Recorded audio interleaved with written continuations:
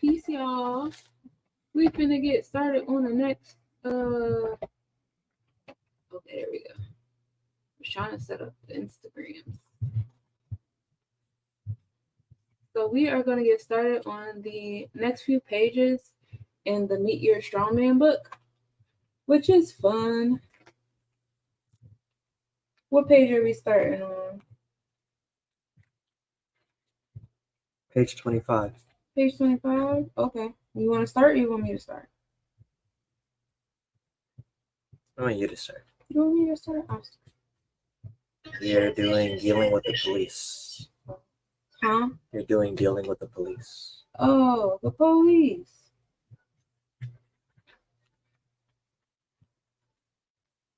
Let's talk about it. Let's talk about the police. Because yesterday we talked about the bank. We talked about bookkeeping. We talked about how the United States is actually a private-owned company, which is why we should use the UCC codes, because the UCC codes are the Uniform Commercial Codes. So you'll hear people talk about UCC codes a lot, and the UCC codes is what's for commercial. So if the government is not a government and it's a business, that means that it can only operate within the UCC code. So while it's got you thinking that you're using law and order, in reality, you're under commercial codes. So that's why it's important to learn about the commercial code. So let's talk about dealing with the police, the policy enforcers, and whatnot.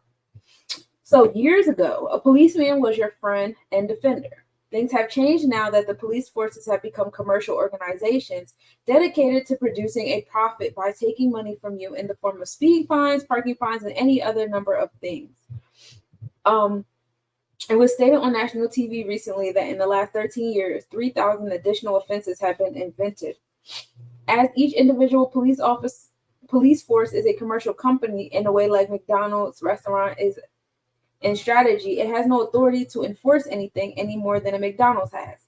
The men and women who work under the banner of their local police force have two separate roles.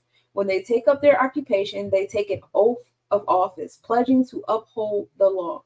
That oath and nothing else gives them the authority to enforce common law. That is, the few things which are listed near the start of legalese section above.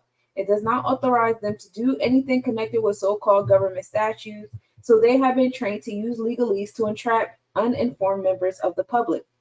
To be fair, it is highly likely that the members of the police force are not aware of what they are doing and do not understand the difference between legal statutes, which are optional, and lawful common law requirements, which apply to everyone and are not optional. Please do not get me wrong. Most policemen and policewomen do a great job and assist members of the public, often above and beyond the requirements of their job, opposing bullying, intimidation, fraud, etc., and comforting in cases of bereavement or injury. Admittedly, the commercial companies who control the police forces are working hard to end this sort of positive behavior, using ridiculous health and safety regulations as an excuse, even to the extent that police officers are instructed to stand by and watch somebody drown and not attempt to save them. This is not the choice of the officer, but the instructions of the owners of the company. Because these thousands of invented offenses don't apply to anybody unless they agree to be bound by them, it becomes essential for the police officer to possibly inadvertently persuade a member of the public to agree to subject himself to the unnecessary restrictions and agree to pay invented cash penalties to the local commercial company called the police force. The normal first attempt to establish this spurious dominance of police officer is by him asking for your name. This is not an innocent question, and it is essential that you are careful in what you say, as there are legalese booby traps all over the place. One suitable reply is, the law does not require me to provide that information, which is entirely correct and avoids pitfalls. Number one, and no matter how often the question is asked, the answer is always the same. So this is how you can answer. It is important not to argue with the police officer, as that is another legalese booby trap, which makes you subject to thousands of hateful regulations designed to part you from your money. So only answer questions, ideally with a non-aggressive question, and don't volunteer any information. If the officer says you were exceeding the speed limit, you could say, was I? as you don't argue, nor do you say that the common law does not require anyone to keep speed limits, obey road signs, park only where directed, etc., even though that is perfectly true. Maxim, arguments are for fools, so we don't argue with these folks. As mentioned before, if the police officer asks, do you understand, your response should be, no, I do not stand under you in this matter. As before, the question is a legalese trap and has nothing whatsoever to do with understanding anything which has been said. Peace, Raheem. Take the time. Under common law, an offense has only been committed if there is a victim, somebody who has been injured or killed, had possessions damaged or stolen, or who has been defrauded. So, if the police officer keeps pushing you to agree to pay his company money when you don't need to, then a good question to ask might be, who is the victim? An alternative is to ask, what is the charge, or am I free to go? If you stick to these things, then the police officer has nothing to work on, as you have not agreed to be bound by statutes. You have not provided a name and address for him to write on an invoice, or a fixed penalty notice, as they like to call it, and you have not entered into a controversy by arguing with him, or into dishonor by refusing him point blank. There is one other thing, and that is, without being aggressive or offensive in any way, you must not do anything which he tells you to do, because if you do, then those charming legalese people can see that you agree to stand under him and become subject to his legal but not lawful authority, and so become liable to those thousands of cunning plans called statutes, carefully crafted in order to rob you in a perfectly legal but not lawful way. One thing which any police officer needs to become aware of is the fact that they do not have any security provided by the police force which employs them. In any situation which does not involve common law, the police officer is on his own, acting as an individual contractor, and as such is wide open to action against him under common law if he is acting unlawfully, or by civil court action if his actions warranted. If there is a failure to establish joinder, which is where human voluntarily agrees to represent the straw man and so becomes subject to statutes, then the presumed authority of a police officer does not exist in any respect, and he's acting solely as an individual whose only authority is to enforce common law and nothing else. So as long as you don't stand under, you respond in question, you make sure that you let them know, ask who is the victim, what is the charge, or am I free to go? Nothing else. And also, the law does not require me to provide that information. But we do not argue, we do not go back and forth, and we do not obey, because then we're putting ourselves under that jurisdiction. Registration. Most people believe that when they buy a new car that they have to register it with a commercial company known as Department of Motor Vehicles. What very few people are aware of is the fact that the act of applying for registration confirms transfers the physical ownership of the vehicle from you to the purchaser who paid the money to the state. That is, you have given the vehicle away to a commercial company who has done nothing at all for you, which does not have your best interests at heart. Since it is unlawful to swindle anybody, I would be most interested to hear any reason why this registration should not be deemed unlawful, blatant, and an obvious fraud, for there has not been full disclosure of the silent and adhesive contract terms. The change of ownership is shown by the fact that you, the previous owner, are now sent a document stating that your strawman is now the registered owner of the vehicle which you have just bought. You are left to pay for maintaining the vehicle which you do not own, and which the actual owner will seize and sell the vehicle, which costs him nothing, if you, as agent for the registered owner, do not keep on paying for the use of the vehicle. Seizing the vehicle would not be lawful if the vehicle did not belong to the company doing the seizing. And that's where people will get fucked up at when they get pulled over. If you got them license plates on the back of your car and you hand them a driver's license, you are telling them that you stand under them. I don't care if you know the law or not. The vehicle will be seized if the registration tax is not paid.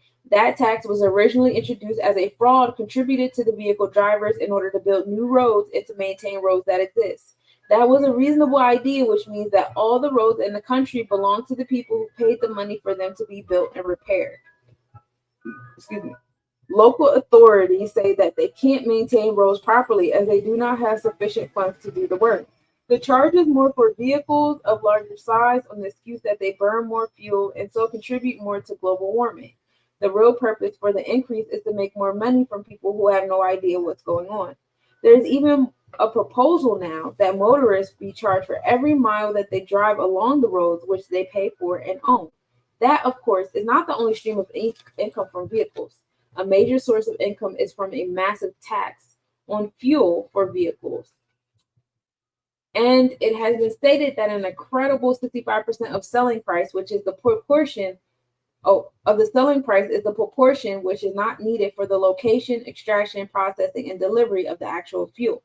In passing, it can be noted that vehicles can be run on water, compressed air, energy direct from the environment, permanent magnets, or even on gravity.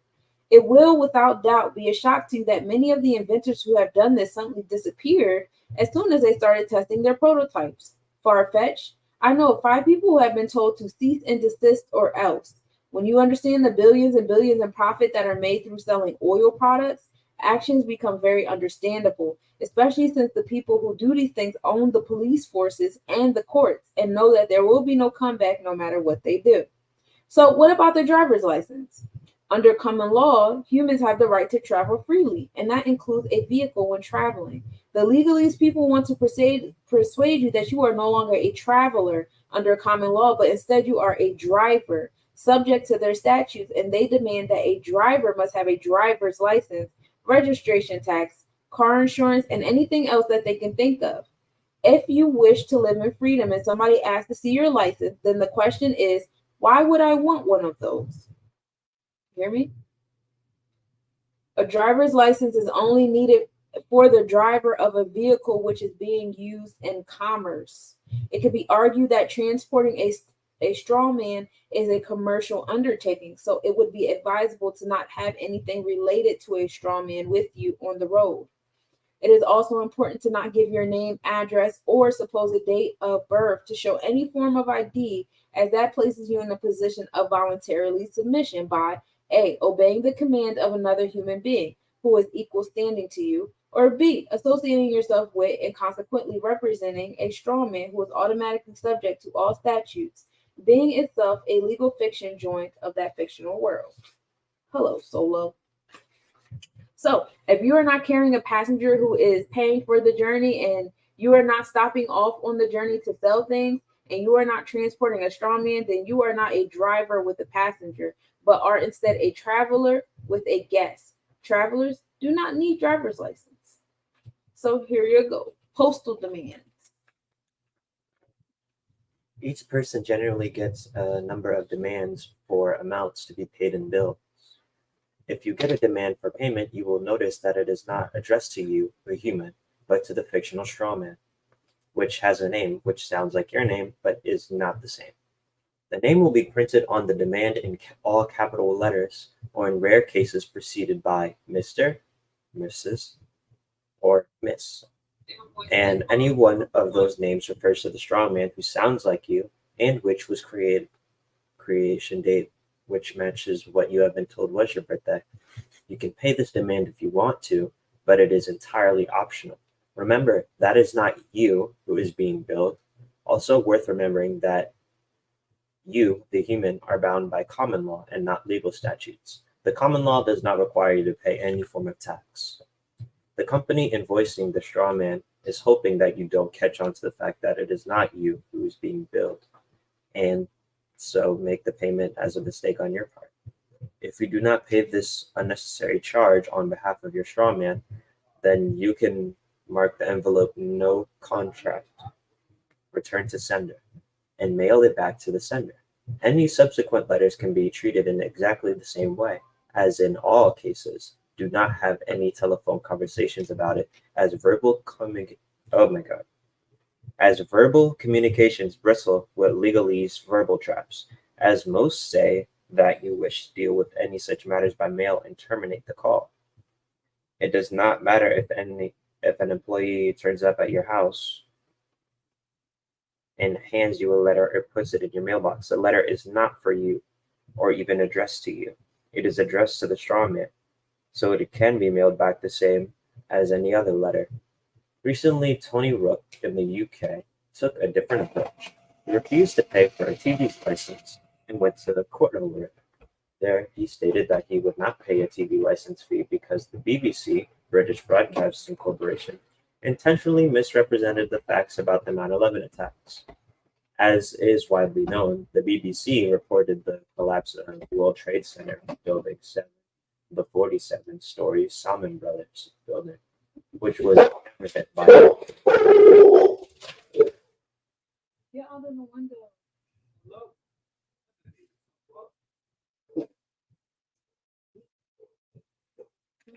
but which collapsed at free fall speed later that day, more than 20 minutes before the collapse occurred. Peace, God. Brooks stated that the BBC had prior knowledge of that terror attack, so were complicit in the attack. He then showed a recording of the BBC News broadcast alongside the considerable additional evidence. The judge agreed that Rook had a reasonable case to protest, and he was found not guilty by the court. It was not fined for failure to pay the license fee. If it is still available, the BBC News report of the collapse showing the building standing behind the reporter is at http://tinyurl.com/LOULGEN. You gotta read the website. It's a website in there. I feel like it. If you wish, you can take a more forceful, direct stance as demonstrated here by a letter issued by Christopher Lees when dealing with a fixed penalty notice charge. Dear sirs, please read the following notice thoroughly and carefully before responding. It is a notice. It informs you. It means what it says. The reason why you need to read it carefully is simple. I'm offering conditional agreement. This removes controversy. It means that you no longer have any ultimate recourse to a court of law in this matter, because there is no controversy upon which it could agitate. You always have the option of dragging these conditions into a court of law, only to be told that they are indeed lawful. That is, of course, always your prerogative, should you decide to waste your time. For this reason, it is important that you consider and respond to the offer in substance. The nearest official form will not suffice. Coincidentally?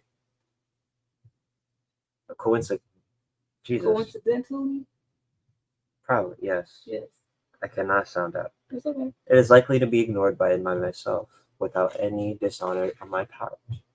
On the other hand, there is a time limit on the agreement being offered. It is reasonable, and if it runs out, then you or all associated parties are in default, removing any and all lawful excuse on your part for proceeding in this matter. For these reasons, it is recommended that you carefully consider this notice and respond in substance, which means actually addressing the points raised herein. You have apparently made allegations of criminal conduct against me, and you have apparently made demands upon me. I do not understand those apparent demands, and therefore cannot lawfully fulfill them. I seek clarification of your documents so that I may act accordingly to the law and maintain my entire body of inalienable natural rights. Oh my God. Inalienable natural rights. Failure to accept this offer to clarify or to do so completely is in good faith within 7 days will be deemed by all parties to mean that you and your principal or other parties abandon all demands upon me. I conditionally accept your offer to agree that I am a legal fiction person, Mr. Christopher Mark Lee, and that I owe you $70 for services rendered by your company, upon proof of claim of the following. 1. Upon proof of claim that I am a person and not a human being. 2. Upon proof of claim that you know that what a person actually is in legal terms. And 3. Upon proof of claim that you know the difference between a human being, a person legally speaking. 4. Upon proof of claim that you know the difference between the terms legal and lawful. 5. Proof of claim that I am legal fiction person, Mr. Christopher Mark Lees, being the entity to which your paperwork was addressed, and not Christopher of the Lees family, as commonly called. 6. Upon proof of claim that the charge was the result of a lawful investigation, unmarred by prejudice. 7. Upon proof of claim that I am a member of the society whose statutes and subsisting regulations you are enforcing. 8. Upon proof of claim that I showed you any sort of identification. 9. Upon proof of claim that there is an nameable society that I belong to, and that the law is covered within an alleged transgression state, that they apply to me within that named society. Sincerely and without ill will, vexation, or frivolity, by Agent Christopher of the Leaves family, without prejudice, i.e., all natural inalienable reserves. Please address all future correspondence in the matter to a direct human self, namely Christopher of Lee's family, as commonly called. And so, original paperwork as received. Then we have consent.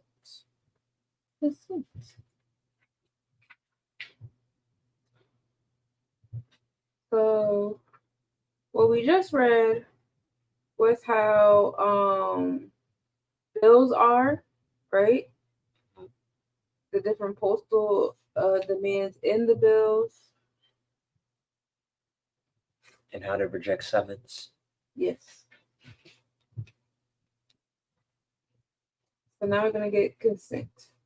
All men are born equal, and so nobody has the right to command you, make demands of you, or force you to do anything. The most that anyone can do is make you an offer to perform. Even though they may say that it is an order or a demand or a summons, it is in reality an offer which you are free to accept or not as you so choose. This is why they keep using applications, registrations, and submissions, as those things give them power over you through your unwitting consent. They are hoping that you will break the law by the way that you deal with their offer. If you just ignore the offer, you are stepping into what is called dishonor. The only effective way of dealing with the offer is conditional acceptance, as already mentioned. So what Zeke read earlier in the letter, dear sirs, reading the following notice, ... that is a conditional acceptance. So you're not denying it, you're not ignoring it, but under certain conditions will they get what they're asking for. Okay? So if you accept their offer without imposing any conditions, then you are accepting that they have the power to order you around, and that places you under their authority because you have just chosen to accept their offer, even though you may not understand that you're accepting their offer for them to have authority over you. They also want you to get arguing with them, since that also places you, in a dishonor. And if there is a court case involved, the judge just looks to see who is in dishonor. Remember, in civil cases, the court is a commercial operation where the judge doesn't care who is right or wrong, just who will pay the court. So we accept all offers, but with our conditions attached to each offer. And that prevents them from taking us to court. Because remember, courts only deal with disputes. And if you are conditionally accepting each offer, there won't be any dispute. And so there can't be any court involvement. Some offers are notices, and a notice has to be clear, unequivocal, and concise. You can discharge a notice by seeking clarification. That is by writing back, asking the meaning of a word, and stating that you just don't understand the word. They were hoping that you would just ignore the notice and just go into dishonor and become liable. A parking ticket is a notice, and please be aware that a parking ticket is not a bill, but instead it is a notice telling you that there is something to which you should pay attention. So you write back saying that you have noticed their notice, and as they appear to think that you owe them money, you are happy to pay, but first you need some verification before payment is made. First, there needs to verify the debt. So please send me a bill with a human signature on it. Also, I need to see lawful two-party contracts supporting that bill. As they can't supply either of those things, it kills the claim stone head. So just keep insisting that they either supply those things or stop bothering you. An interesting alternative is that if they send you a final notice marked remittance, then that piece of paper actually has the value of the money amount written on it. The silly thing is that you have the option to write accepted for value on that piece of paper, sign it with your name and date, and mail it back to them. And technically, that concludes the matter by paying the amount demanded. Who was it that said it's a mad, mad, mad world? Actually, the payment comes out of the vast amount of money which your strawman has accumulated over the years, and you're signing the document as accepted for value authorizes them to take the payment from your strawman account and that suits them as well as yourself. Writing accepted for value means that you are authorizing them to take the amount they specify out of the strawman account, which has a such large amount in it that the balance will hardly be affected at all. Society. We come now to the very difficult subject of American society. I certainly don't know all the answers in this area. A society is a group of people who willingly join together and abide by a set of rules decided by members of that society. Loosely speaking, the system which has been set up by commercial companies who have control over the United States is a society. It is a society which has good features and bad features as well. Common sense says that there is an advantage for any large number of people to organize themselves together and have skilled specialists provide paid services for other members of that society. For example, having a communal collection to enable roads, water supplies, sewage, and things like that certainly makes sense. A national health service also looks good like a national health service also looks like a good idea, as does having a social welfare benefits for those who are unfortunate enough to become ill or who are unable to find work. However, such things have been subverted by those in charge and maneuvered into a state where these things serve their ends rather than the needs of the general population. While a countrywide medical service sounds like a good thing, it has been reported that the price of some of these medicines supplied to the National Health Service now cost nearly 10 times what they did 2 years ago. This looks very much as if the people in control of that service are using it to make massive profits on pharmaceuticals and probably many other services such as parking fees, where millions per year are made from people who have no option but to park in the hospital grounds. So what looks like a sensible arrangement appears to have been converted to something different. Perhaps this is an unduly cynical view, but it is certainly in line with many of the other schemes which are being run. Income tax was introduced as a temporary measure in connection with a war. And who organizes wars? It has never been removed, and yet our country did not seem to have any major problems when there was no income tax. The employees of commercial company which runs the country, those people who take the title of member of Congress or some similar meaningless title, spend a lot of time thinking up new legislation, which, if it can be introduced without too many people noticing it, will become a statute. I suggest that the main intention of all legislation is to provide a smokescreen to hide additional charges, which members of the public are required to pay. Which is why, in the terms and conditions, everything being those little ass letters, is like 5-6 pages of it, because they know, and then they write it in legalese because they know you're not going to spend all this time reading this. The letter, like, is already frustrating. It's a spell. It's like, a gnat in your eye keep flying around you. It's irritating, and they know what they're doing. So that's the irritation spell or whatever. It's like the psychic Pokemon of irritation. That's the move being played. So you're not going to read the terms and conditions. You're just going to sign it at the bottom, and you're going to be like, I'm going to get what I want out of this, and whatever the fuck comes, whatever the fuck. And that's why they do it that way. Also, Hollywood. Hollywood is owned by the government. Okay, so Hollywood creates the smoke and mirrors so that you're so busy watching what people are doing, and now because we don't watch TV anymore, everything is on your phone. So now Hollywood follows you in your pocket. It's everywhere you go, to where like your phone is listening to you, listening to the things that you like and you're interested in. And so when you do go online, you're automatically seeing the things that will distract you. So you're not paying attention to the new legislation that's coming out. You're not paying attention to the new terms and conditions or whatever that's coming out because you're paying attention to Hollywood. Okay. An argument can be that you elected these politicians, so you must abide by whatever they dictate.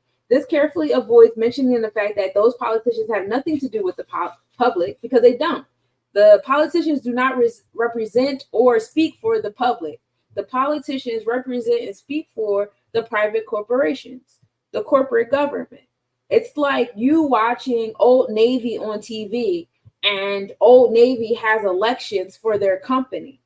And you're just being entertained. You're just watching to be entertained. It's like you're voting like America's, top artist or performer or whatever fuck. But it's not up to you. It's up to the 3 judges that's on the stage for real. If the 3 judges up there, the people that actually work for America's Next Top Artist or whatever fuck that show is called, if they don't vote for the person, it doesn't matter that you were on your phone voting all day for that person. You know what I'm saying? You're just a popular vote. So you have the popular vote, which who's most popular? That's pretty much what you're answering. Who's the most popular? And so that helps create a decision that the actual decision maker. So it influences decisions of the decision maker, but don't get it twisted. It's not up to you. Just like you don't vote for the people on the board of H&M. You don't vote for the people on the board of Tesla. I never seen Tesla have out in the open televised, election. And that is basically what this corporate government is doing. And that's because the corporate government owns Hollywood. So having that election on television is a part of the Hollywood situation. You even have some people saying that a lot of these things that we think are happening in DC aren't even really happening in DC. They're happening in a Hollywood trailer somewhere, and they're not wrong. A lot of these things and that's why they're on TV so much. That's why when something happens, they can turn all the TV channels off and have everything on what they want you to watch or whatever like that, because they own Hollywood. They own the television programs. Okay. It's all private corporations. Anyway, the payment of benefits to those in need looks like a very good and necessary thing, but the people in charge see it as an admission that the adult is not capable of taking care of himself. And so they literally think of these ordinary people as cattle. Their word, not mine. What they ignore is the fact that there are many, many direct and indirect taxes and charges, along with the low level of pay, which they reckon that the people can be made for work, are things that have been many ordinary, hardworking people in the very poor financial positions, which they despise. They are willing to cheat, steal, and lie while the ordinary person is not comfortable doing those things. So what should be a good and helpful system has been changed into an oppressive thing, which is used to force people into dependency. Talked about this earlier. The average human being is very codependent on the corporations around them. And thinking that you marching in the street asking for these corporations to treat you better, that is another sign of codependency. Treat yourself better. It is not the corporation's responsibility to treat you better. It's your responsibility to do your due diligence and get your independence. If you're still begging for these corporations, that's like me begging Old Navy, like, why don't y'all make clothes for my hips? Like, okay, yeah, I can have an input. They might listen to me. They don't have to fucking listen to me. You know what I'm saying? At some point, I gotta be like, you know what? I'm gonna make my own clothes.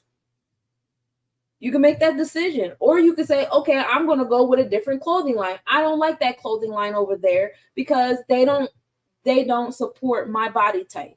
I'm going to go with this clothing line over here. But what they don't teach you in the corporate government is that you have a choice like that. They say it's us or else, but that's not true.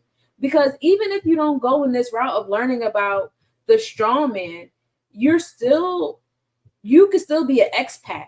You could still have double citizenship. You could still have a no name. So they're going to make what I'm saying pseudoscience or not correct information. But they're not going to sit there and tell you can't go somewhere else and denounce your citizenship. So what I'm saying is not far-fetched. You know what I'm saying? You said, right, we don't see the faces of the people that make the real decisions. Biden was caught on green screen a couple years ago. It's some weird stuff going on in DC. Right. And a lot of them are actors and a lot of them have stunt doubles, just like anybody else. There was a movie called The Devil's Double or something like that, where they had one. He was a politician in the Middle East, and they were hiring someone to look like him, in spaces where he couldn't be at. So they had this man get his teeth done. He had to get his nose done. He had to get all this shit done to his body. He even had to get his bones and shit reconstructed so he could look like the president that they were trying to get him to look like.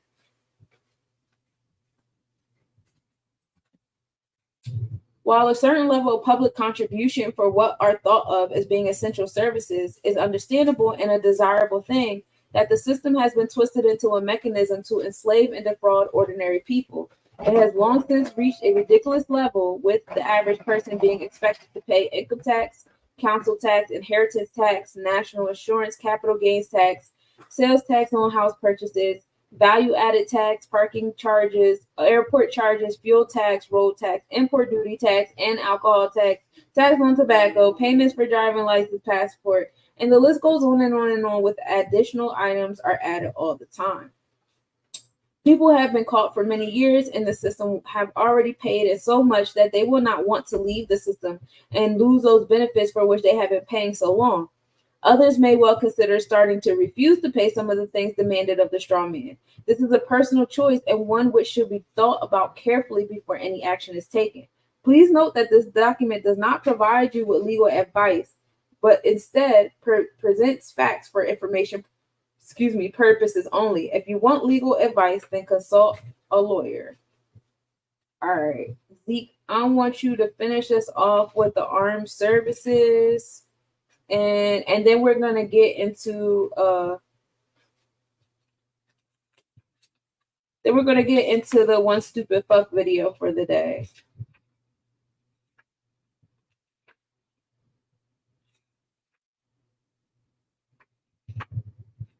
Okay, so read up until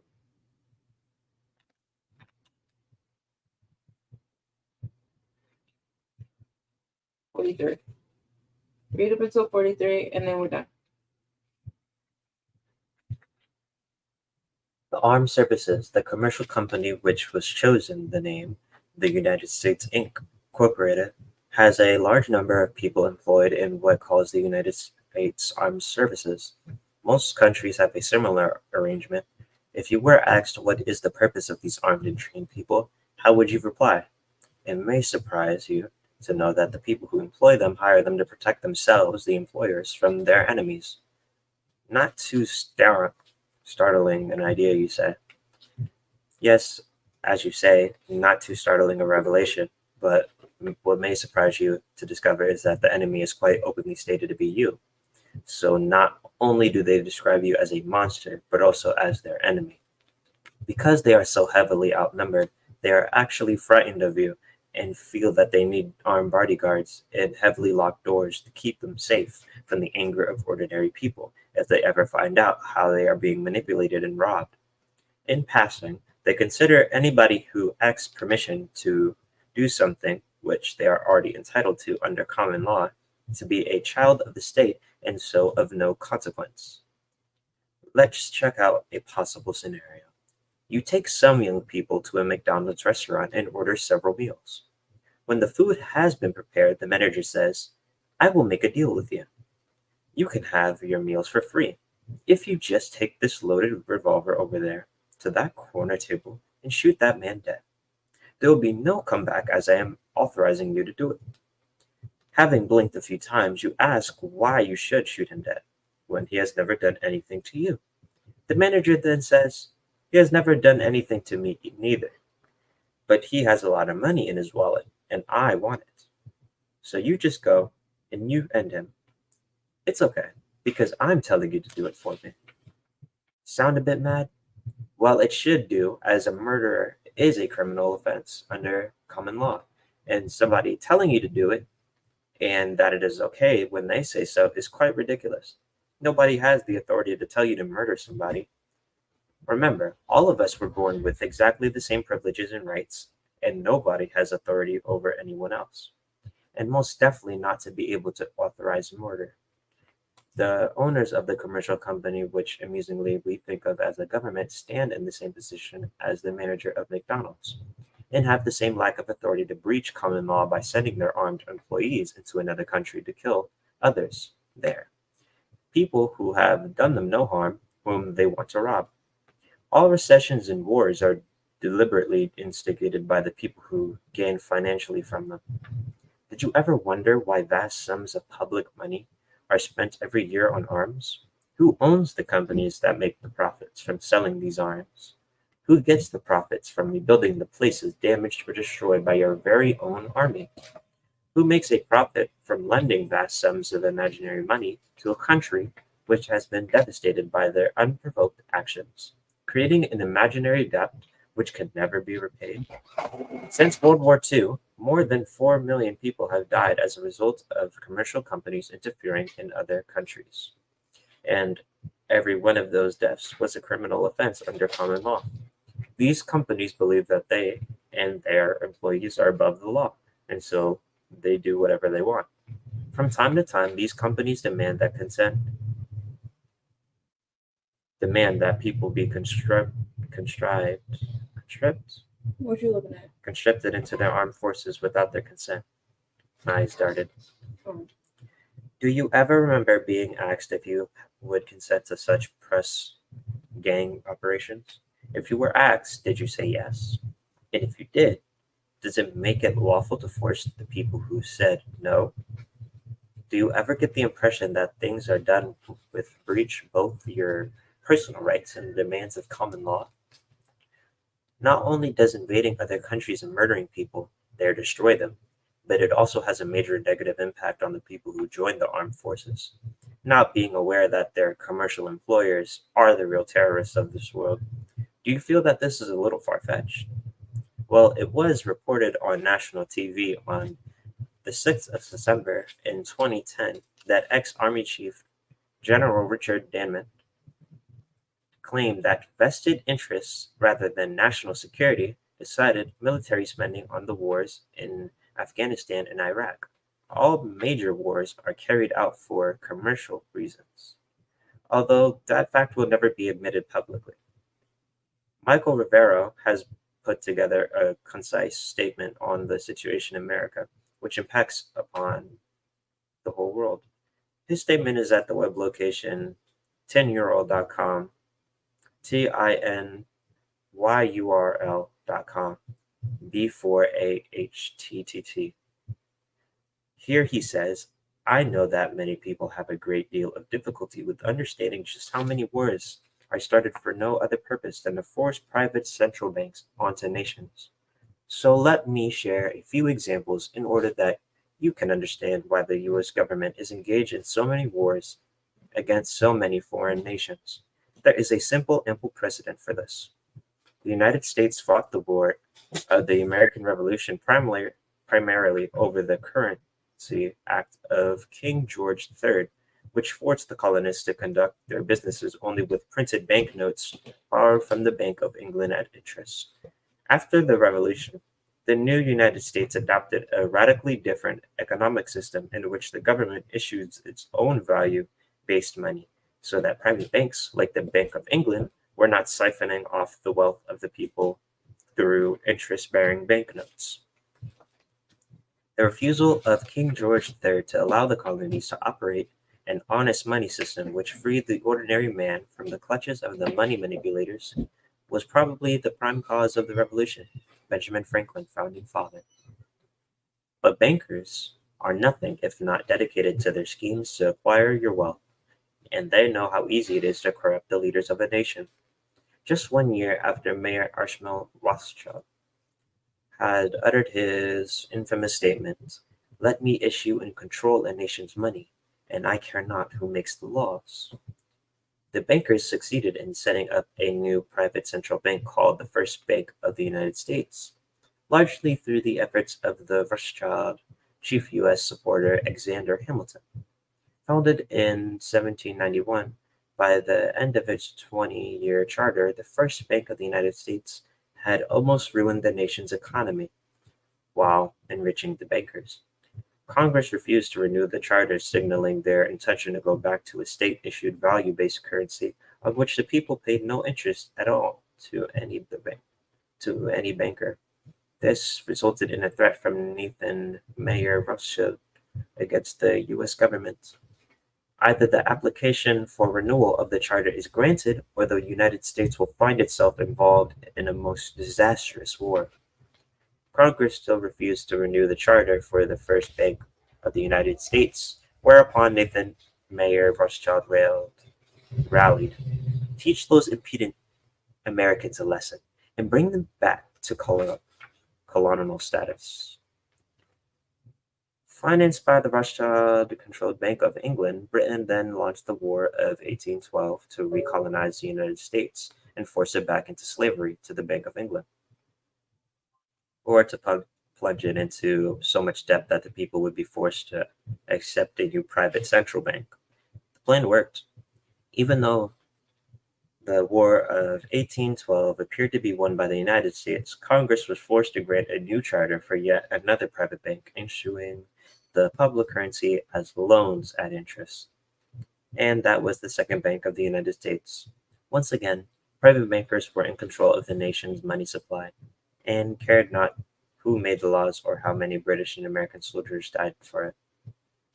Once again, the nation was plunged into debt, unemployment, and poverty through the plundering of the private central bank.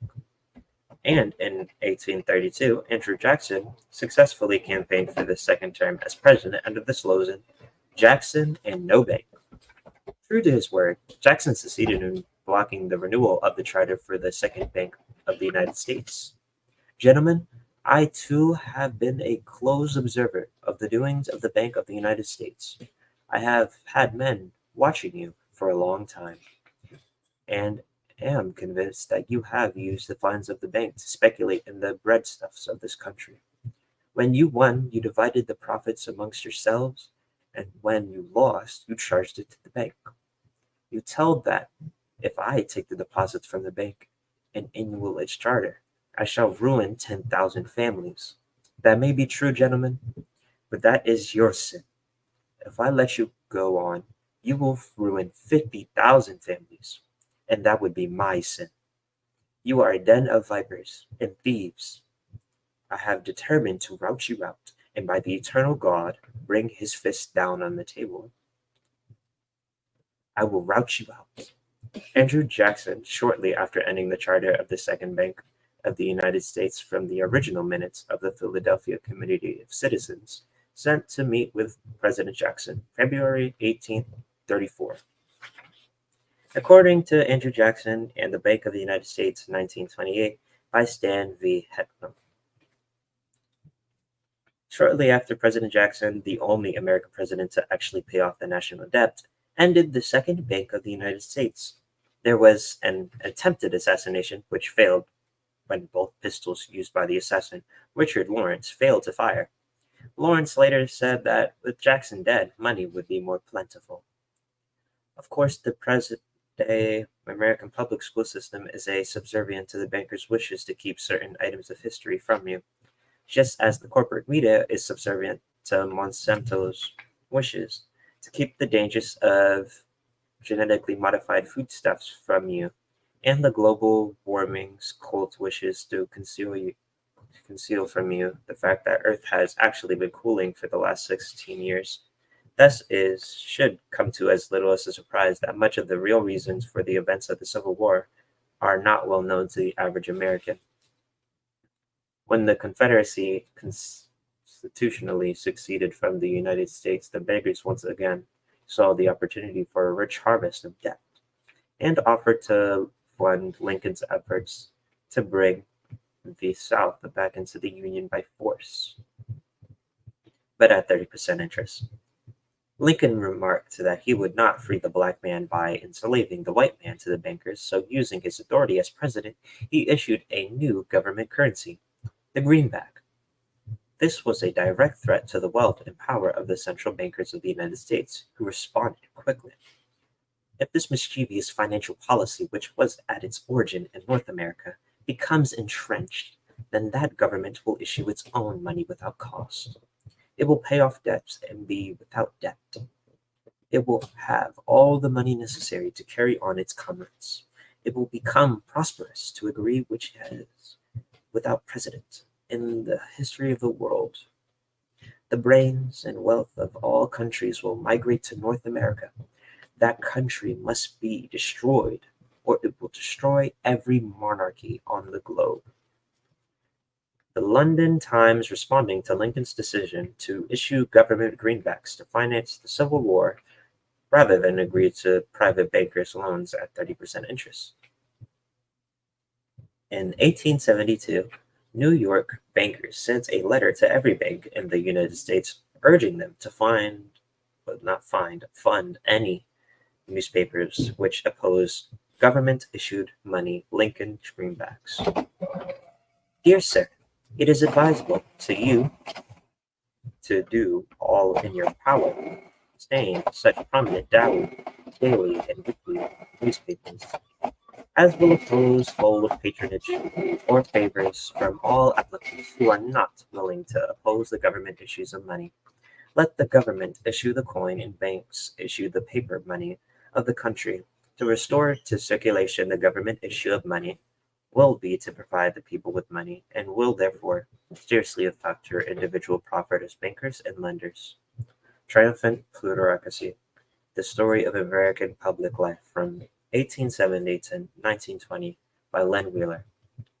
You read a whole extra page you weren't supposed to read. You don't follow directions. That's your You stopped problem. at 53, Yeah, 43. whatever. This You is read- 43. Yeah, stop at 43. Not read 43.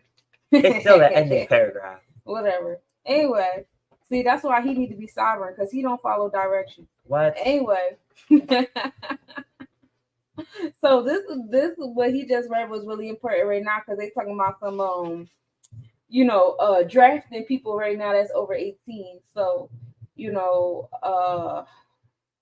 he's basically like reading the kind of like a layman's term kind of mindset behind being sent somewhere to kill people or to regulate or whatever it is, whatever missions that people in the military get when they get stationed somewhere. It's like, just taking orders and not really asking questions and stuff, and not really realizing that you're actually working for a bank and you're actually enforcing different things behind the mindset and the intentions and the desires of banks and corporations. It ain't got nothing to do with helping the people, saving the people, protecting the people. You work for banks, you work for corporations. And I know that's a hard pill for people who are in the military to swallow. They don't like to swallow that pill too much, but it is a pill of truth. Y'all do not protect people. Y'all do not protect anybody but a corporation and some banks. That's what y'all protect. That's what y'all keep alive. So what we're going to do now is we missed yesterday. So we're going to do 2 days. So today's video is going to be a little bit longer than usual, and that's okay. But we're going to start off with day 2 in Brandon Williams' course. Again, you can, you can subscribe to his course. What happens is he sends you 1 video a day to your email. I just still happen to have all the videos in my email. So for the next 30 days, we will be watching these videos. But he sends one. So like say you subscribe right now and you go at 5:57. Every day at 5:57 p.m., you'll receive an email from his website, and it's a video. So that's what we're about to do now. And it's a lot of information. So make sure you have your pen and paper. You're paying attention. I'll be paying attention in the backstage. Feel free to continue to comment in the comments. I will be responding in the comments with you guys as we learn together.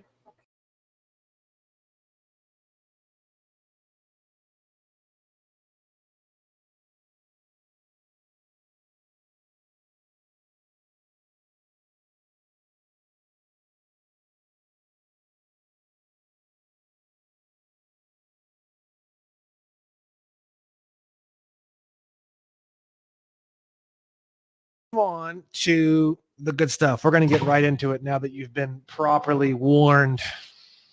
So the first thing we're going to go over is the very, very top part of law. Law in general is basically like a pyramid breakdown kind of thing, right? And at the very, very top, at the tippy top, you have trust law. And trust law comes from the Bible. Whether you like it or not, that's where it comes from. So here we go. So I'm going to explain this to you. So we have trust law. Now, trust law, you have a whole bunch of things. You have the executor, which is our guarantor. I forget all the different terminology exactly. It's not really terribly important. You have various different aspects to the trust. Okay. You have the person who creates the trust. You have the person who, the successor, which is someone who accepts the assets inside the trust after the trust dissolves, or the person who, anyways, let me explain it a different way. So basically, this is the way a trust breaks down. Okay. So here is the asset. Now this could be money. This could be a piece of property. This could be, absolutely anything at all whatsoever that you can possibly think of. It could be a house, it could be a car, it could be money, it could be jewelry, it could be anything. It could even be like a book, like the rights to a book. It could be creative rights. It could be art. Could be anything. Okay. And then you have what's called the trustee. Awful handwriting. And then you have the beneficiary. Okay. So the trustee is the person who is supposed to be working on the things inside the trust, and they are the administrator of the trust. Okay. And they're supposed to get paid for their activities and that kind of thing. And it's sort of like a job, so to speak. It could be for free. It could be for money. It could be for whatever, right? Now, their job is to basically administer the trust. So let's say it could be a business. It could be like investment. It could be like money, investing the money. It could be just a big pile of money just sitting there that the trustee approves on what gets spent and what doesn't get spent. There's different types of trusts, okay? But the word trust is basically, you have some kind of asset or money or cash, and you have the person who's the trustee who's kind of overall responsible for the whole thing, and they're the ones who's supposed to do the work to keep the trust going. And then you have another term called beneficiary. There's other aspects to a trust and to trust law, but these are the two areas that really make up 90-something% of all trust-related activities in trust law, okay? The beneficiary is supposed to benefit from what's going on in the trust, okay? So the asset or cash or whatever you want to say, okay, that's inside the trust, the beneficiary does not own that money, and neither does the trustee. It's almost as if God owns.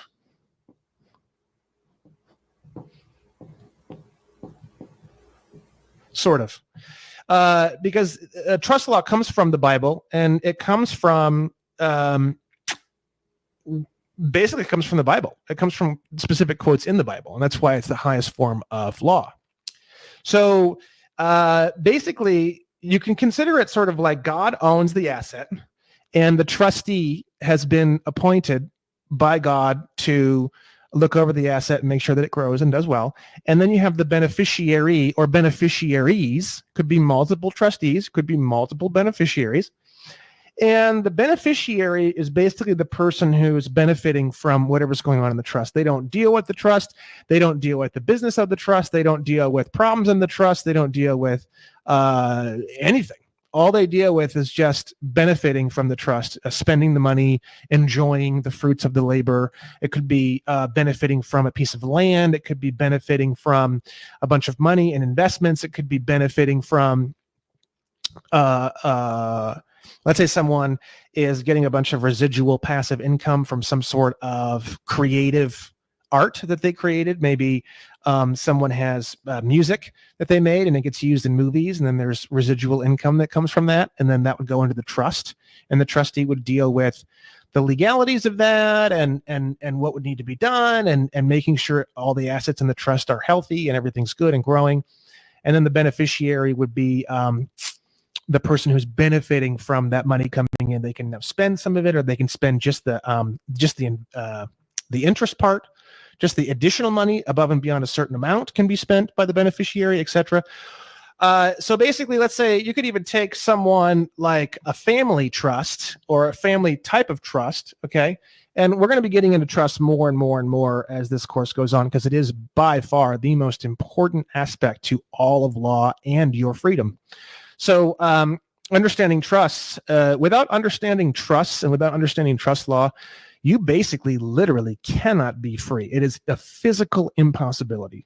There are a lot of other areas of law that you can neglect and not know a lot about, and you can be free. This is not one of them, which is why it's the first thing we're going to be going over, and we are going to be going over it many, many, many, many times.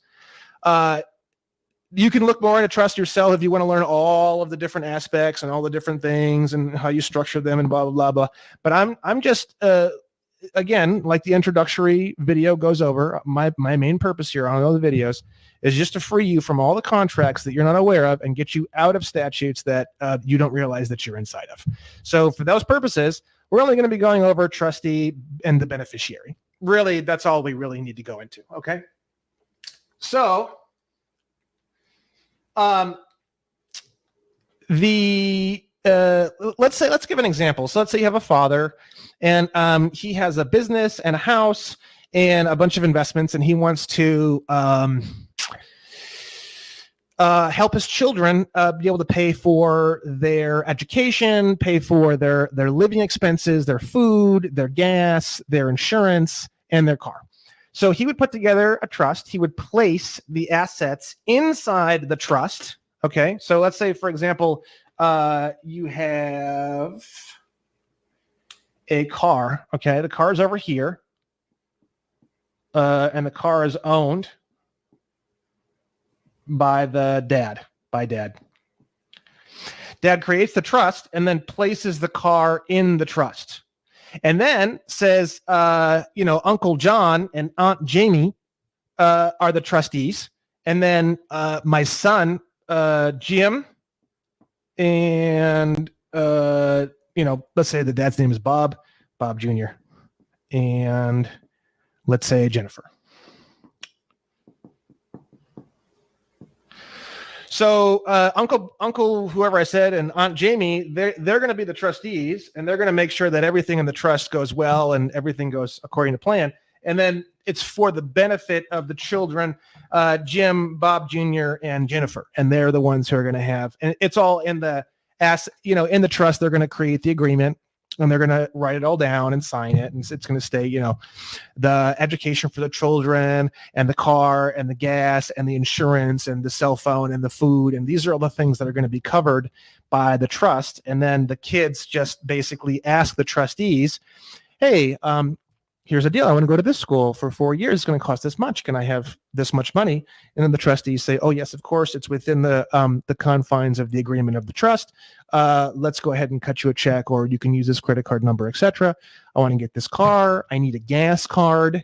Can you give me a prepaid gas card for the gas I'm going to be needing for my new car? Oh, yeah, no problem. A $3,000 or a $4,000 gas card.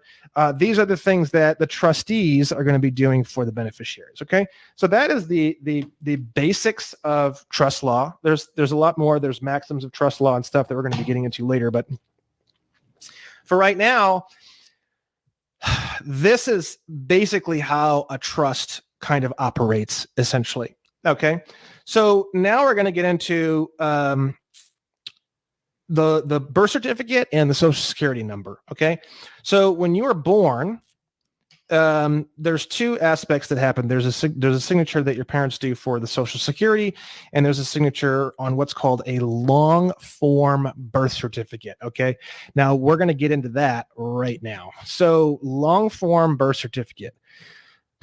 So there's two types of birth certificate. Most people have only seen the short form. So the short form contains a lot of the basic information, but it's a little bit more, how do you say it? Condensed, not condensed. It's a little bit more, it looks less alarming and it has a lot less information on it. And it's just very basic, and it just looks like a very simple piece of paper, right? It can be used for proving citizenship and proof of identity, but it may not be accepted for everything. Short form birth certificates are also called abstracts because they only provide a portion of the long form information. It's basically proof that a full birth certificate has been filed for you. So it's a abstract of an abstract in a way, which I'll get into more in this video. So the long form birth certificate, it's legal sized. And I'm going to show you one in huge detail so you can see it. But it has the time and date of birth, the precise place, the hospital, the gender, the names of the doctor or midwife that attended your birth, parents' full names, original signatures of your parents. Okay. And so this is really important. This part's really, really important before we get into really what the long form birth certificate is.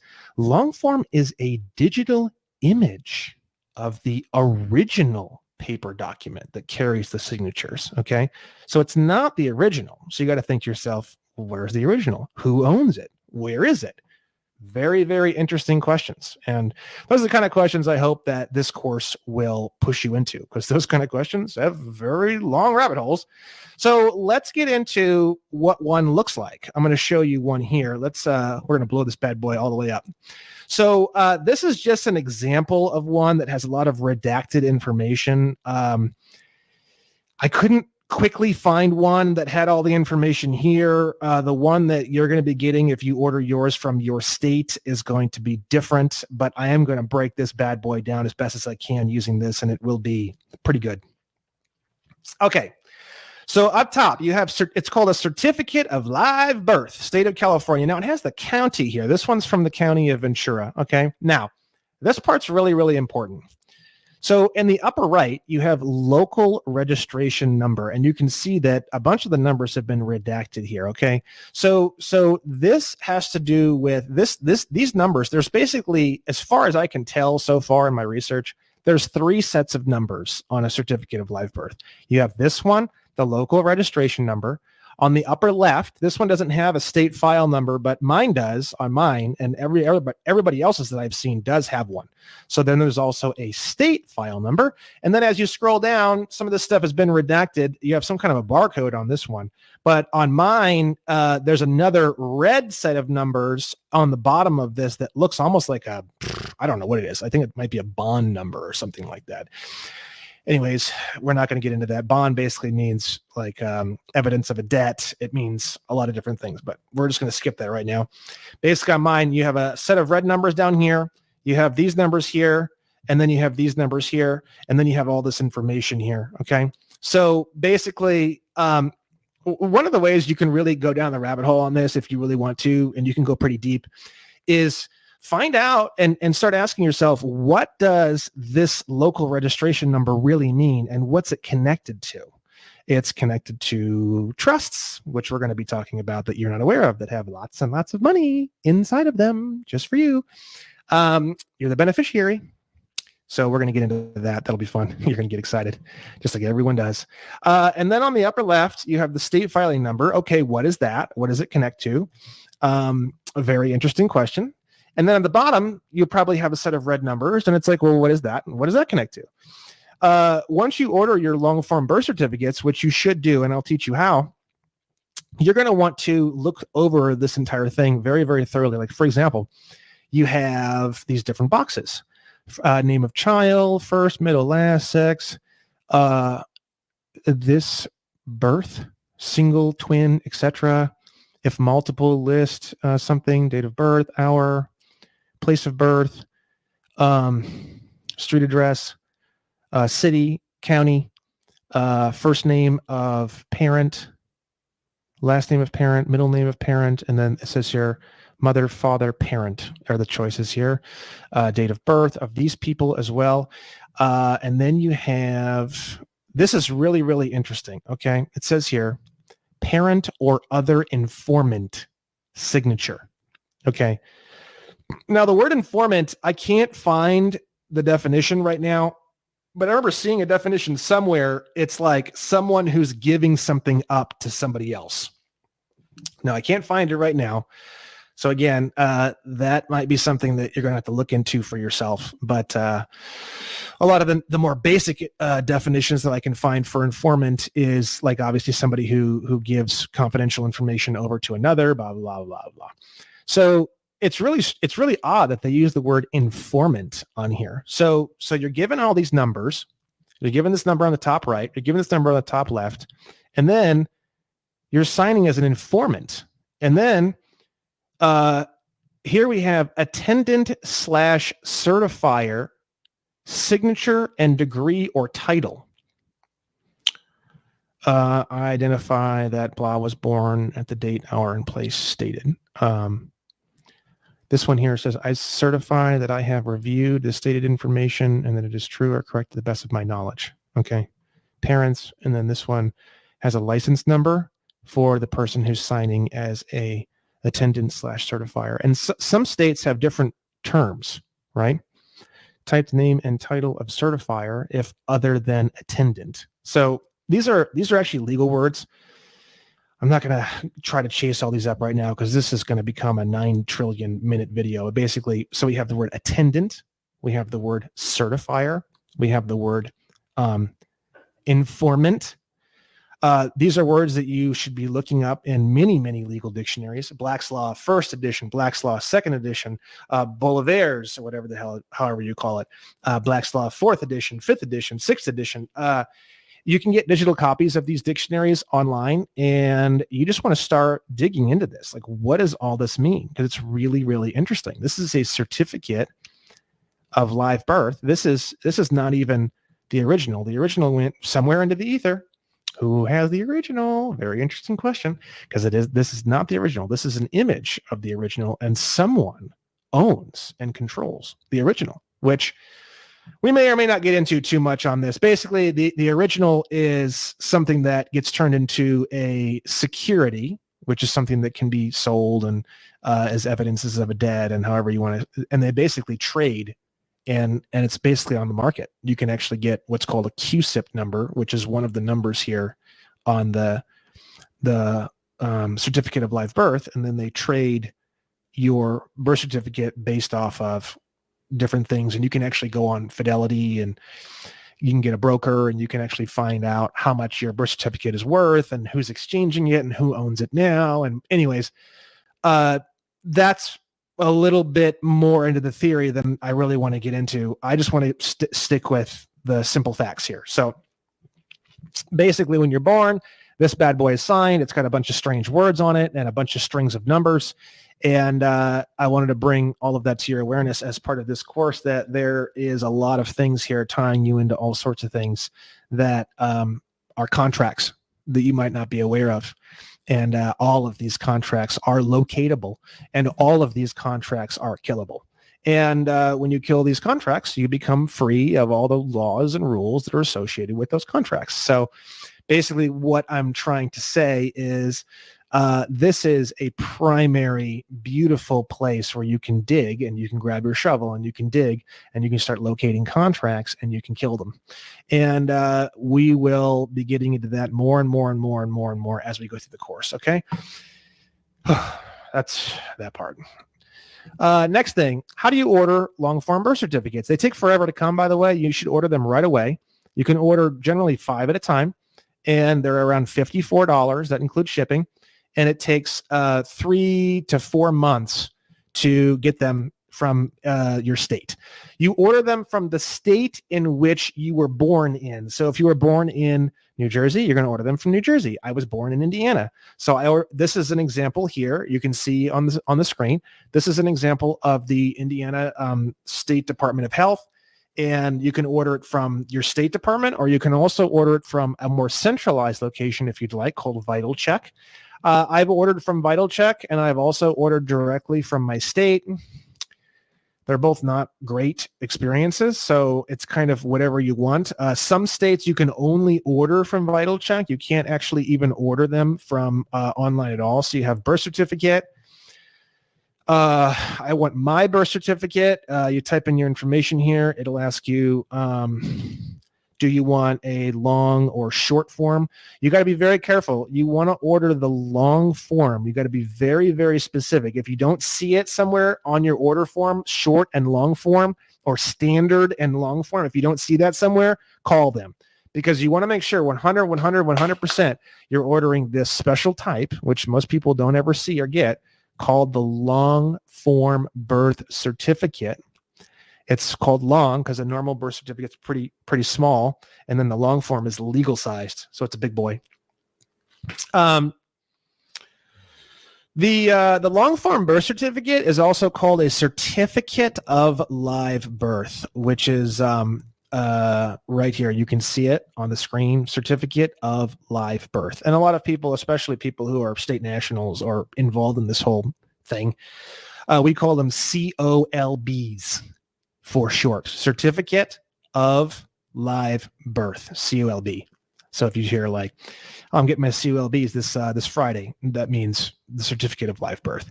You need to get certificates of live birth for many, many reasons. You can handle tax problems using certificates of live birth. To get the really advanced upgraded passports, which we're going to be going over in this course, you need to have your certificate of live birth. So you do need to order your certificate of live birth right away. That's the first thing you should do, because while you're going through this whole course, you can be waiting the 9 trillion fucking years that it takes to get them. And then by the time you get them, you'll be ready for some really cool shit. So order your long-form birth certificate and be happy that you did. Next thing, we're going to get into the Social Security card. So here's an example of the Social Security card. If you've never taken the time to actually take a look and really read one over and take a look and look at it in detail, very interesting. You should. So here's the front of a normal looking card, and then here's the back. Now, one thing that's really interesting is you have this string of a letter and then numbers, right? This is usually either black or it's red, like this one. So the first letter determines which Federal Reserve bank that your account is at, and then these numbers represent a bond that's associated with that, right? And I don't have all the details on all of this. So you have Federal Reserve banking number on back of Social Security card. I don't know if we're going to find tons of information here. So here's a question. The letter on the back of the Social Security card is linked to certain Federal Reserve banks. For example, H is in St. Louis. Blah, blah, blah. Anyways. You can look it up online and do some hunting. You have to actually get a copy of your Social Security card, and you have to look at the back in order to find that bond number and that letter. That letter represents the bank that the Federal Reserve Bank associated with your Social Security trust account, one of the many trust accounts that you have that you're not aware of. So it's actually called a SESTA-KV account, and that basically just means that it's a beneficiary account. So you are the beneficiary, right? And then the trustee is basically the U.S. Treasury. And we're going to be getting into that a lot more. It's not the simplest thing in the world. I'm just trying to give you some really basic information right now. We're going to be getting into all this in really, really vast detail as we go, as best as I can. Some of this stuff, I don't have all the answers. Some of the stuff is I'm going into it and I'm explaining some of the stuff on purpose to sort of stimulate you going out and looking for yourself, because the more of us that are looking, the more of us are going to find shit. There's a lot to find, and I would love to have lots of people that are working with me and helping me to locate all this information and sharing it with everybody else. Because if we have, 1,000 of us or 5,000 of us that are all looking through all this information and locating it and educating each other, boy, we're going to have a lot of success with this. So this is to maybe spark some interest with you, to start some interest with you, etc. Okay, so let's move on to the next point here. So the next point is we're going to get into what's called the all caps name. Okay, so what that means is basically, if you notice on all your bills, on your credit cards, on basically everything that you get in the mail, it has your name in all capital letters. And what does that mean exactly? And why is it on everything? Your driver's license. For whatever reason, why does nobody ever put your, even on statements from your utility bills, everything, why does nobody ever put your name in upper and lowercase like a normal fucking person, right?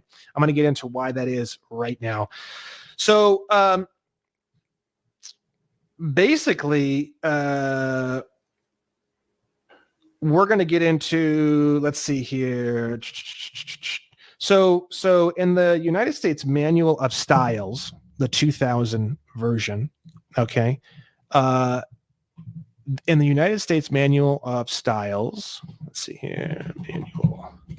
It says here in section 11.7, this is from my website because I'm not going to find the original right now, but it's from the United States Manual of Styles, the 2000 version, okay? you have, you have the United States Manual of Styles 2000 version, section 11.7. It says names of vessels, meaning like ships, basically, are quoted in matter printed in other than lowercase Roman. Really complicated. But basically what they're saying there is vessels are named in a way that are not lowercase. So it's basically a really complicated way of saying that it's in all uppercase, right? If you take this idea, right, and then you go into, let's see here, 18 USC section 9. So basically, if you want to look up any law or anything like that, it's actually really, really simple. I know it might sound super complicated, but I'm going to show you how simple it really is. So 18 US Code section 9. All you got to do is open up Google or something like that, type in 18 space USC space 9. You don't need to do the little subsection thing. It's this little stupid ass symbol. It's like an S, but it has like a circle in between. So it's like the top part of the S and then the circle and then the lower part of the S. You don't need to get into all that shit if you don't want to. You can just skip all that, right? Now, usually what you're going to find when you type in something like this, 18 USC 9 or 18 USC this or 16 USC that or 12 USC this, the first thing you're usually going to see is Cornell University. Now, Cornell is great. So you click on this bad boy, and it's going to open up the law for you. Now, the reason why I like Cornell is because you can see here, a lot of these definitions are clickable. So you click on the definition, and it shows you the definition for that section because all the sections are have their own definitions, and God knows you'd be shocked, right? So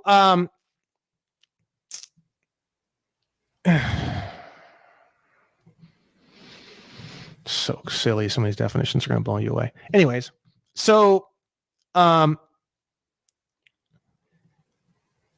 the term vessel of the United States, as used in this title, means a vessel belonging in whole or in part to the United States, or any citizen thereof, or any corporation created by or under the laws of the United States, or of any state, territory, district, or possession thereof.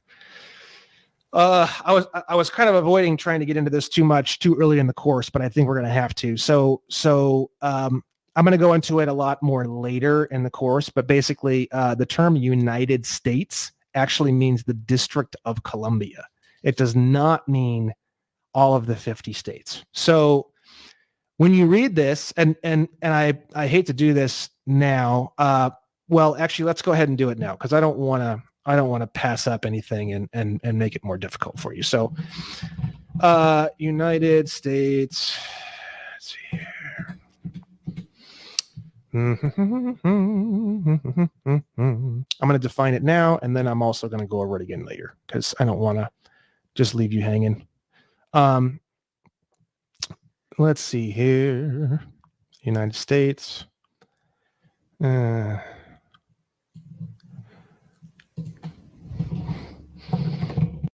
What's your credit card debt balance? If it's $10,000 or more, here are 3 easy solutions you can start implementing today. And number 3.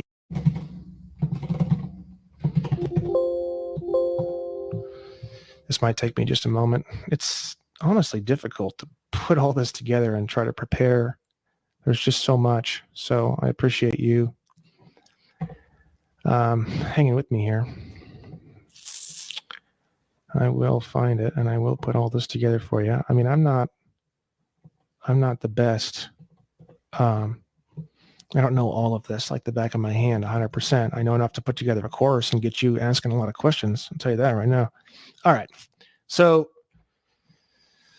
UCC 9-307. So the UCC, basically, what is the UCC? The UCC is the Uniform Commercial Code. We're going to get into this again later. So I'm not trying to kill you here, but we have to do this because I can't leave you with a bunch of misunderstood definitions and stuff. It's the whole point. The UCC is the Uniform Commercial Code, and it's basically the god of all commercial code. It's not higher on the food chain than, like, let's say contract law, which we're going to be getting into. It's not higher on the food chain at all versus trust law. Trust law is the big boy, the big daddy. The UCC is very, very high on the food chain. It's higher than the U.S. code, the United States code. Okay, so let's open up. Let me make sure we're good here. Okay, let's open up UCC 9-307. So UCC 9-307 from Cornell. We're going to scroll down, and you're going to see here under Section H, location of United States. The United States is located in the District of Columbia. So this is actually the big, huge monster, ultra fucked, crashing death term that literally has completely destroyed this entire country. It's actually the definition of the term United States. And we're going to be getting into that a whole lot in this course. And boy, you're going to be fucking pissed off. So again, just like I said in my intro, please don't get super pissed and like fucking go crazy because it's just not good. So United States, now we're also going to show you one other thing here. Let me show you one other thing before we move on here. 28 USC 3002. Let's type that bad boy in.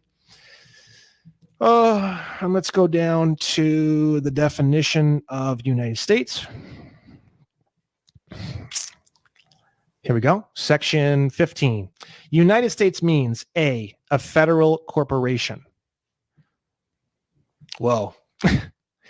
I mean, I don't know if you realize what that means. That means it's literally a corporation, like a for-profit, privately owned, non-government corporation.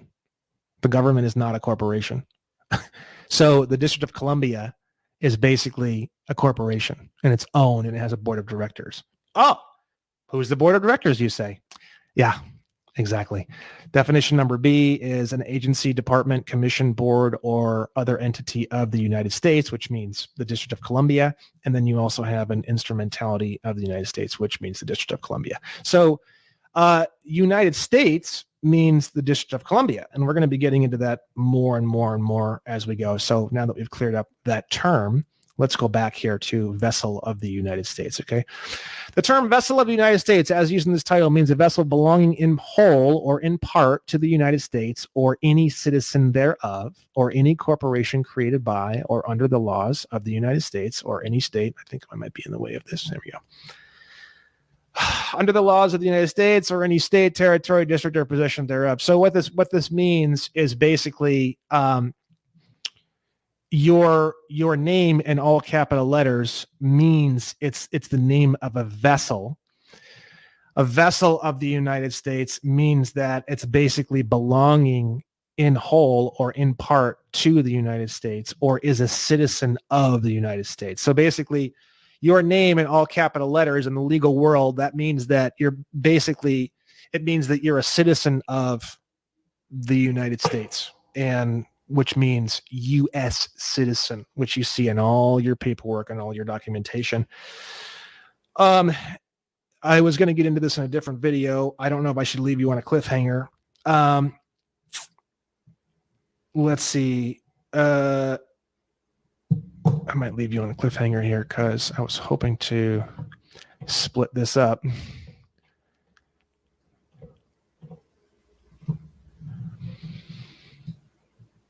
I'm going to split this up. So I'm going to leave you on a cliffhanger. So the whole idea of an all caps name that you see on all your paperwork is, it means U.S. citizen. And what does that mean? It means nothing like what you think it means. We're going to be getting into that in great detail. So let me just make sure I'm not missing anything here. So we have the all caps name. We have the fact that it means that you're a vessel, which means that you're basically a U.S. citizen. We've already cleared up the word U.S. So that means... So U.S. means District of Columbia, and then citizen, actually, we're going to clear that up real quick, too. Citizen.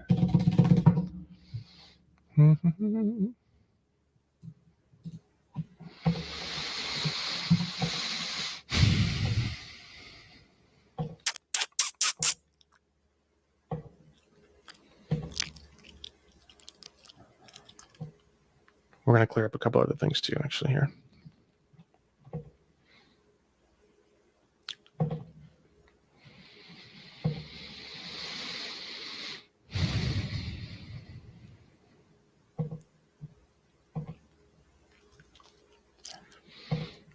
Citizen certificate, a document evidencing ownership or debt. Merriam-Webster's Dictionary, 1998. So that's from earlier. Certificate of live birth, right? So a document evidencing ownership or debt. So your certificate of live birth means someone owns you or you have some kind of a debt. That's what certificate means. So even like a certificate of deed, it means that someone owns the actual deed and it's probably not you.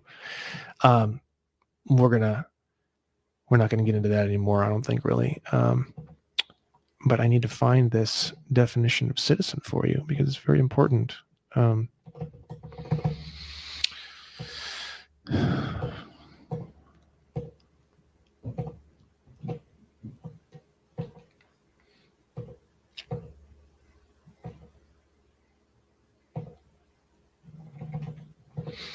Citizen, citizen, citizen.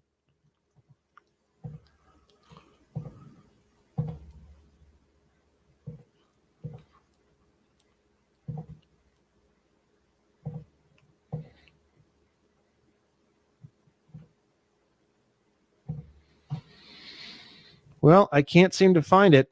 I do apologize. So citizen basically just means that you're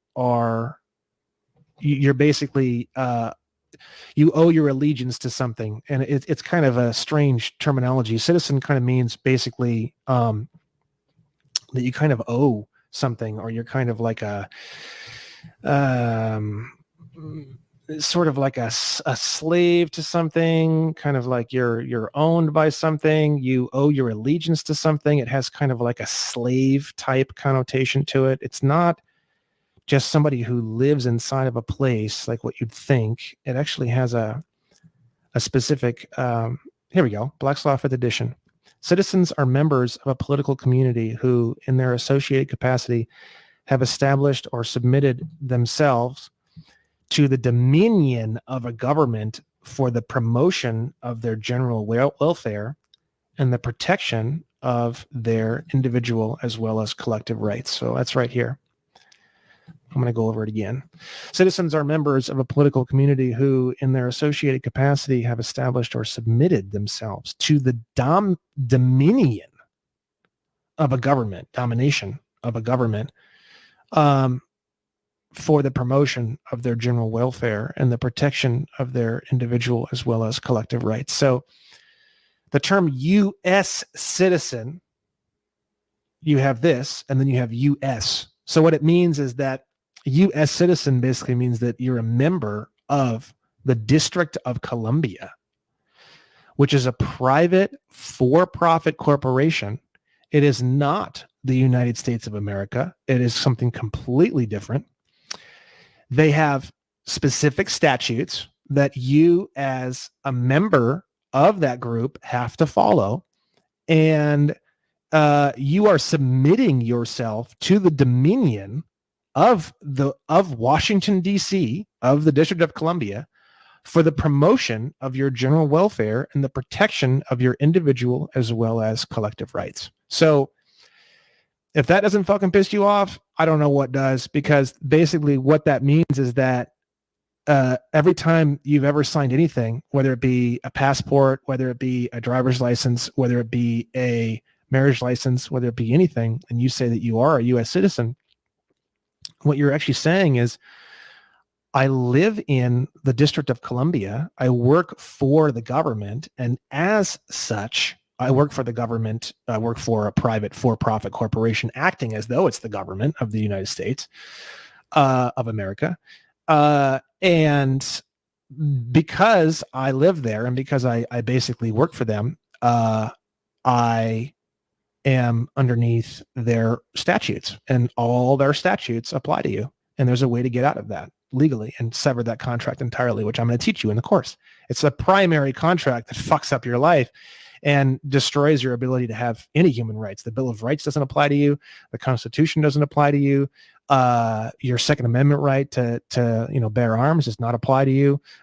Your right to free speech does not apply to you if you are a U.S. citizen, because U.S. citizen is someone who is basically part of this club. You're basically stating under penalty of perjury on all your tax forms, as well as your passport, as well as everything else, that you are living in Washington, D.C., and you're working for the government, and you're not. Most of you are not. Some of you might be, and we'll get into that. If you are, it's okay. That it's a little bit more complicated, but we can still do a lot to change your situation. So basically, U.S. citizen is the huge, monstrous black hole that essentially destroys your life and destroys everything and allows police to give you tickets and the whole 9 yards. And I'm going to teach you how to sever that contract completely. So one other thing I wanted to go over on this video is, because we talked about the all caps name. The all caps name is connected to a Sesta KV trust that's in your name. Okay. The trust is actually located in Puerto Rico. It was created when your mom signed all this paperwork, right? And then you have the term constructive trust, which is right here on the screen.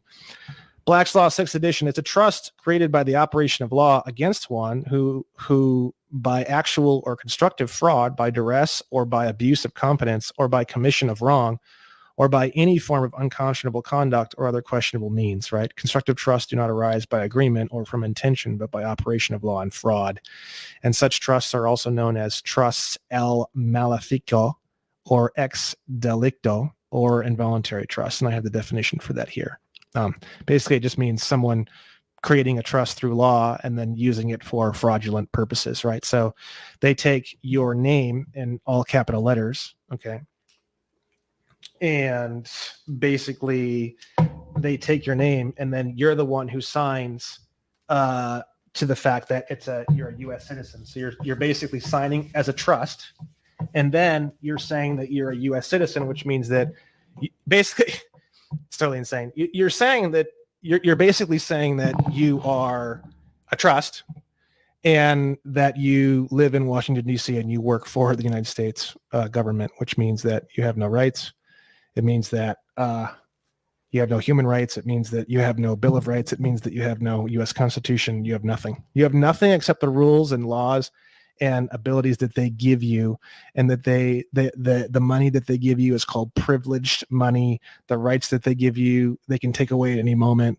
They can change it up on you. They can do whatever they want. You do not have constitutional rights. You do not have the Bill of Rights. You do not have the right to carry a firearm, which is why you need a concealed carry permit. So the government gives you a permit to carry one of these, because when you're a U.S. citizen or acting as though you're a trust, you don't have the Second Amendment. It doesn't exist for you. So there's a way to clean all this up. I'm going to show you in the course how you can clean all this up, okay? So here's an example of my name in all capital letters. Brandon. Terrible handwriting, but I don't give a fuck. Joe Williams. So this is all capital letters. This is a vessel, as per the definition we've already seen. And it also makes you a U.S. citizen. Now, they assume, this is the way that law works. We're going to get into this a lot more. So they assume that you know all this. And they send you a letter that says this, or they send you a bill. And then you either pay for it or you respond to it. And they go, look, he is a trust. He responded to it. He is, we sent him this bill and his trust name. He is, or they put your name on a law thing or a ticket for when you get in trouble or something like that, and you pay it. And so basically what they're doing is they're basically, they're hoping that you don't know your rights, and they're hoping that you don't know what's going on. And they send you all these things, and then you pay them.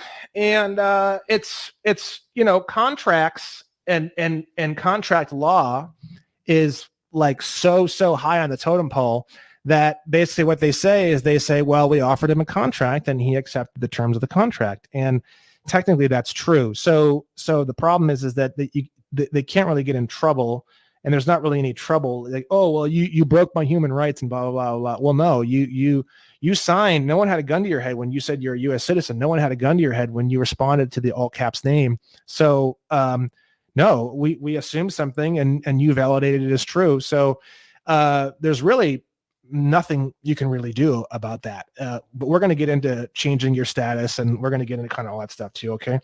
So in terms of the law, especially the tax code and stuff like that, there's three different classifications, which I may actually not get into quite yet. Let's take a look here.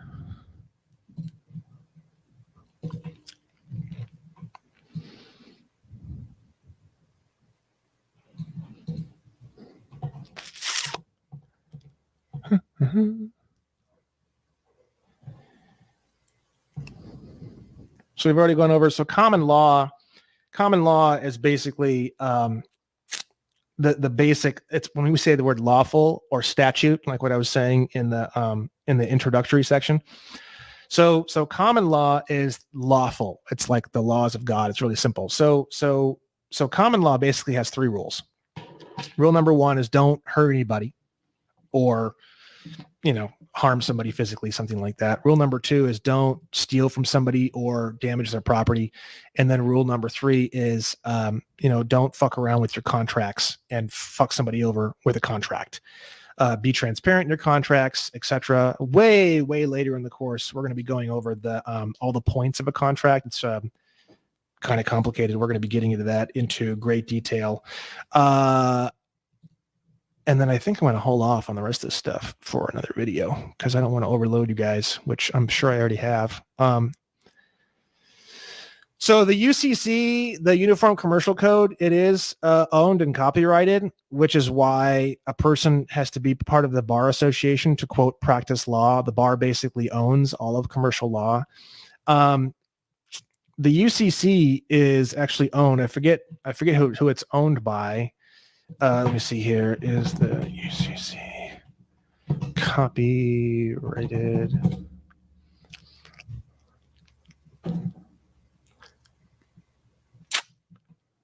Let's see.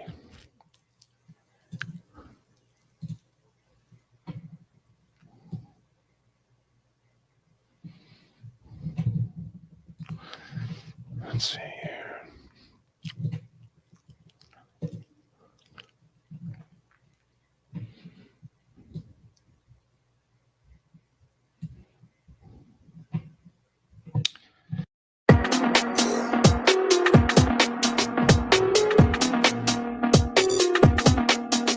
Here we go. So the UCC, okay. So you have trust law, and then below that you have contract law, which is basically the contract law is basically the god of the UCC, and then you have the UCC, which is the god of tons of bodies of law, right? The UCC was originally created by two national non-governmental legal organizations, the National Conference of Commissioners of Uniform State Laws and the American Law Institute. It's basically, it was taken on by United States, which is the District of Columbia, and it was also taken on by a lot of other countries. And basically what they're trying to do is they're trying to make the UCC sort of like the average commercial law book for like basically every country. That's what the UCC is. And they're trying to make everything commercial, even like stealing or basically they're trying to make everything under the sun, moon, and stars they possibly can to be a commercial crime. So that way it fits into the UCC because they're then they can collect what they call revenue based off of people breaking the UCC and breaking the statutes of the UCC. So the UCC is not part of common law. It's actually part of statutes. You can pull yourself out of the UCC as well. I'm going to teach you how to do that as well. So that's all we're going to do on this video. I'm going to try to be more prepared for the following videos. So if you need to watch this one a few more times, I'm going to be breaking down everything in this video more and more and more as we go. So I'd probably recommend that you just watch all the videos once, and then you can go back through and you can watch them all again, or watch some of these again and again and again. Trying my best here to put all this together as best as I can. Do appreciate you bearing with me, because it's a lot to try and organize. I thought I had it all perfect, and then here I am, and I'm not going to keep reshooting these over and over again. I'm a firm believer in you get one shot, because most of life you really do only get one shot. So let's just keep moving along, and this will all clean up as we go. And again, thank you so much, and I'll see you at video number 3.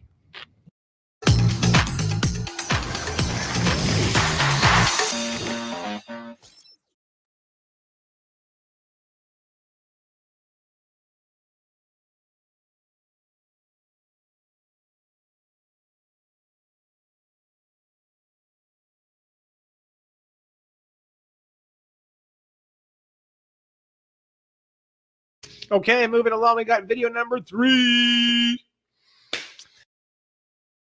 I need your help, and here's why. I'm on a mission to recover $10 million within the next 12 months to American patriots. Okay, moving along, we got video number 3. All right, video number 3. I want to get into trust law a little bit more. Like I said, we're going to be getting into trust law a lot over and over and over and over and over, because it's so basic and there's really not a whole lot to know about it. But man, when you really totally get trust law, and it just goes and it just sinks in and it just clicks fully in your mind, it's like the most mind-blowing thing ever. And I'm not even like a Christian person. I grew up as a Lutheran, and I frankly kind of hated it. I had a lot of questions, and I was in Sunday school and I was just asking all these questions, and the Sunday school teacher did not like me asking so many questions. She basically just kicked me out. I mean, she's like, just get the fuck out. She didn't say that. Obviously didn't say like a bad word, but she just said, get out, and I was like, okay, and I didn't feel bad. It wasn't like I hated the experience. I just, it didn't make sense to me on like a scientific level. And I asked a lot of questions, and there wasn't really easy answers for it. So I just kind of said, bye-bye. This isn't really my thing. Now all these years later, I'm 36 now. This was way back when I was like, 12 or 14 or something. Here I am all these years later studying trust law and studying Bible verses, because that's mainly where a lot of trust law comes from. And man, I have such a renewed respect for the Bible and the teachings of Christ. I'm not a Christian. I wouldn't call myself a Christian. I don't go to church, but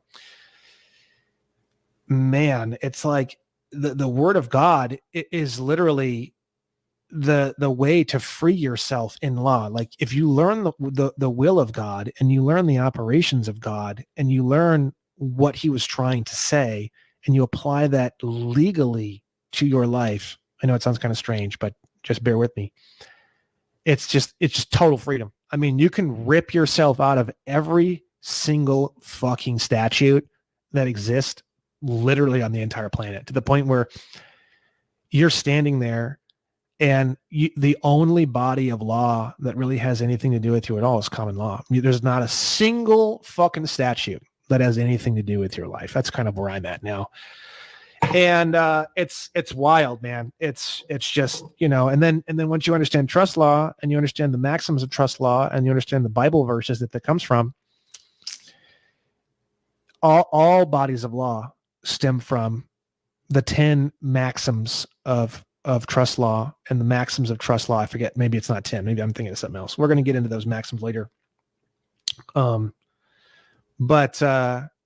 when you understand the tiers, let's go into the tiers real quick, because I know I've talked a little bit about this, but not that much. So the top tier is trust law, okay?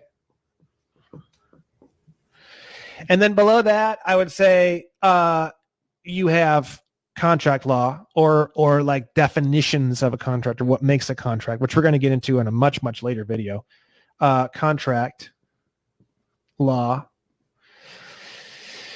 And then below that, you basically have the UCC.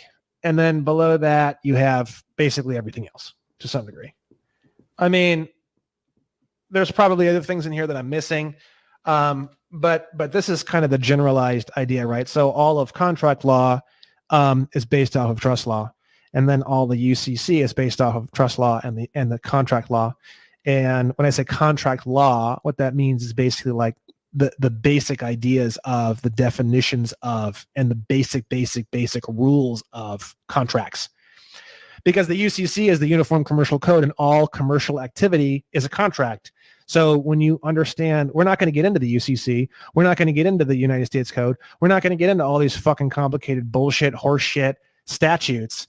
We're going to get into the basic skeleton elements that build those more complicated codes. So you don't have to go through all these codes and try to learn all these things. And I mean, there's a few key things that we're going to go over that's really interesting, but I'm going to teach you the basic skeletal elements so that you're 10,000 times beyond any lawyer, because lawyers don't even look at, they're below statute. Their lawyers are inside of basically procedure. So you have the lowest rung of the ladder of understanding is procedure, which is where 99% of lawyers and attorneys are at.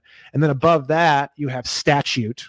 And then above that, you have law. And then above that, you have, these basic ideas like contracts, how a contract's built, what are the laws, what are the rules, and then trust law, the maxims of trust law, the maxims of commercial law. This is like the tippy top of the food chain. And you're going to learn, what you're going to learn in this is so far beyond what any lawyer knows, that you're not going to need a lawyer anymore to represent yourself, which we're going to get into that word. You're going to be able to basically present, not represent. You're going to be able to present yourself in a court of law, which is the way it's supposed to be. That's how law is supposed to be, right? Okay. So, and I know that sounds crazy, but we'll get there slowly but surely. Okay. So the next thing I want to go over is trust law. So again, all of life is a series of trust law actions. Every single thing that you do every single day, all day long, is a series of trust actions. Okay. Now, again, we're going to now in the Bible, God talks about how, man was created in his image. Okay. So we're going to get into that a little bit too. Right. And even if you're not religious, I'm not even a Christian. This is just the way it is. I mean, if you're not a religious person, if you don't like religion, fine. I mean, this is, the word of God and religion are two very different things. I know in a lot of people's minds, it might not be, but again, I don't go to church. I have nothing to do with, I'm actually a Scientologist. So I do go to that church a lot, but Christianity, Lutheranism, all that kind of stuff, I don't go. I haven't gone since I was 12 years old. It doesn't matter whether you like it or not. All of law comes from the Bible. And when you study the word of God and you study how it relates to trust law, it's actually really, really cool and fascinating. And it frees you from, dude, I'm telling you, fucking everything, man. I'm telling you, everything. You learn this shit, everything, every bill, every credit card bill, every mortgage, every ticket, every arrestable offense, unless you hurt somebody or damage their property or break common law. I mean, literally everything under the sun, moon, and stars. You can carry a fucking machine gun legally. I'm going to teach it to you. So, okay, so we have trust law. Okay, so trust law is like this. So, you have the asset or the cash, right? Or whatever. Then you have the trustee, which we've already gone over. Then you have the beneficiary. And then you kind of basically have God essentially here, right? And he actually owns whatever's in here, right? So what that means is, like, let's say, for example,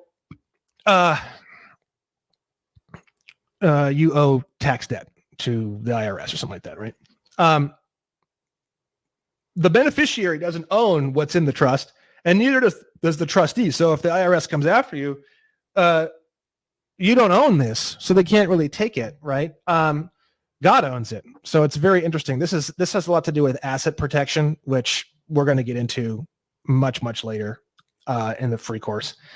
So every single thing that you do in your entire life, if you think of it as a trust action, your life is going to get a lot better very, very, very fast. So if you're hitting on a girl, if you are trying to do a business deal, if you are selling something, if you are fixing something, if you are talking to somebody, if you are buying a meal, if you are purchasing a new cell phone, if you are saying hello to someone that you just met, if you are meeting a new social interaction, if you're meeting a new business interaction, if you're having a drink with a friend, I could just go on and on.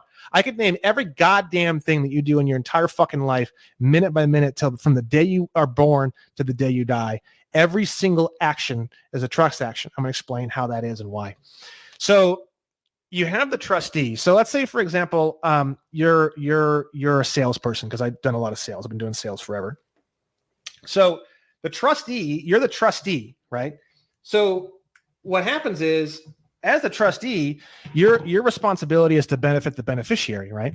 So when you're selling, and the reason why people don't like salespeople, especially car salespeople and stuff like that, is because they do what's called a reverse trust scam. So reverse trust scam is basically when they flip the fucking trust on you, right? So they pretend that they're the beneficiary and that you're the trustee. Cops do this too. Now, my brother's a cop, so to any cops listening to this or watching this or whatever, like, I have no bad beef with you. I just we just need to do a better job as denizens, which is not citizens, or sojourns. Sojourn means somebody who's basically traveling and they're temporarily living in a location. That's actually the best word to use when you describe your citizenship status. Denizen is also a really good word. Just as a little side point, let's just jump over this real quick. Oh, let's go to Black's Law. I'll show this to you real quick because I meant to mention this in the last video and I didn't. Denizen. Denizen. Denizen.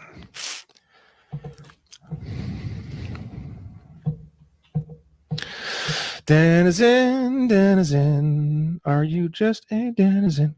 Denizen, denizen, are you just a denizen? Yeah, I'm just a denizen, denizen. My name ain't Dennis, I'm a denizen, denizen. My name ain't Dennis, I'm just a denizen. Yeah, my name ain't Dennis, I'm just a denizen.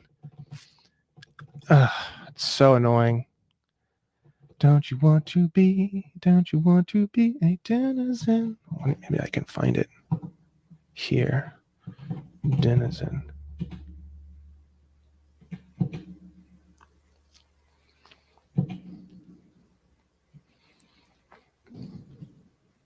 That's interesting. Native. Let me see.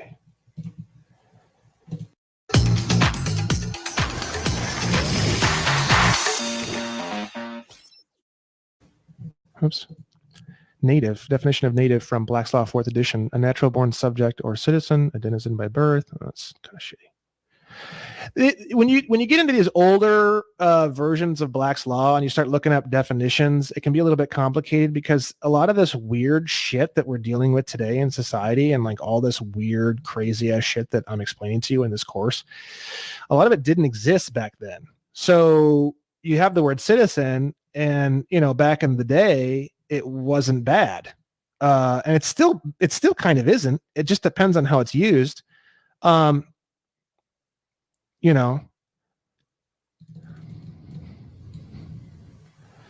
have no idea why this has to be so freaking complicated to find this word. I'm sorry.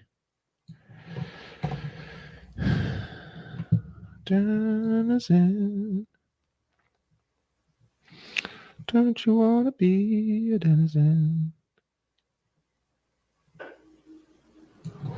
Denizen. You definitely want to get copies of Black's Law 4th edition and Black's Law 5th edition, and for the hell of it, Black Law 6th edition.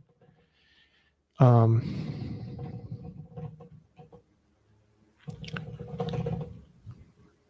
we're getting close.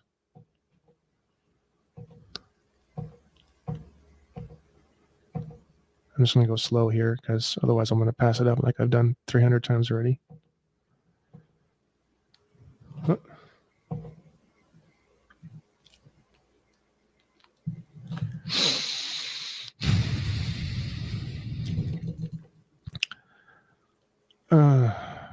In English law, here it is, denizen. A person who, being an alien born, has obtained, let's see. Boy, that's complicated.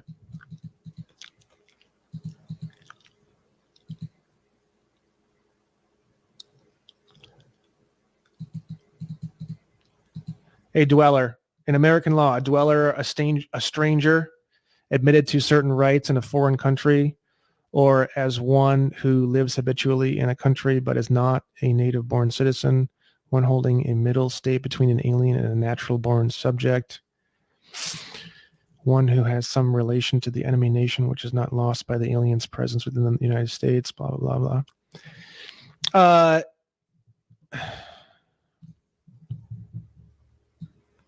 That one's a little bit complicated. Let's see.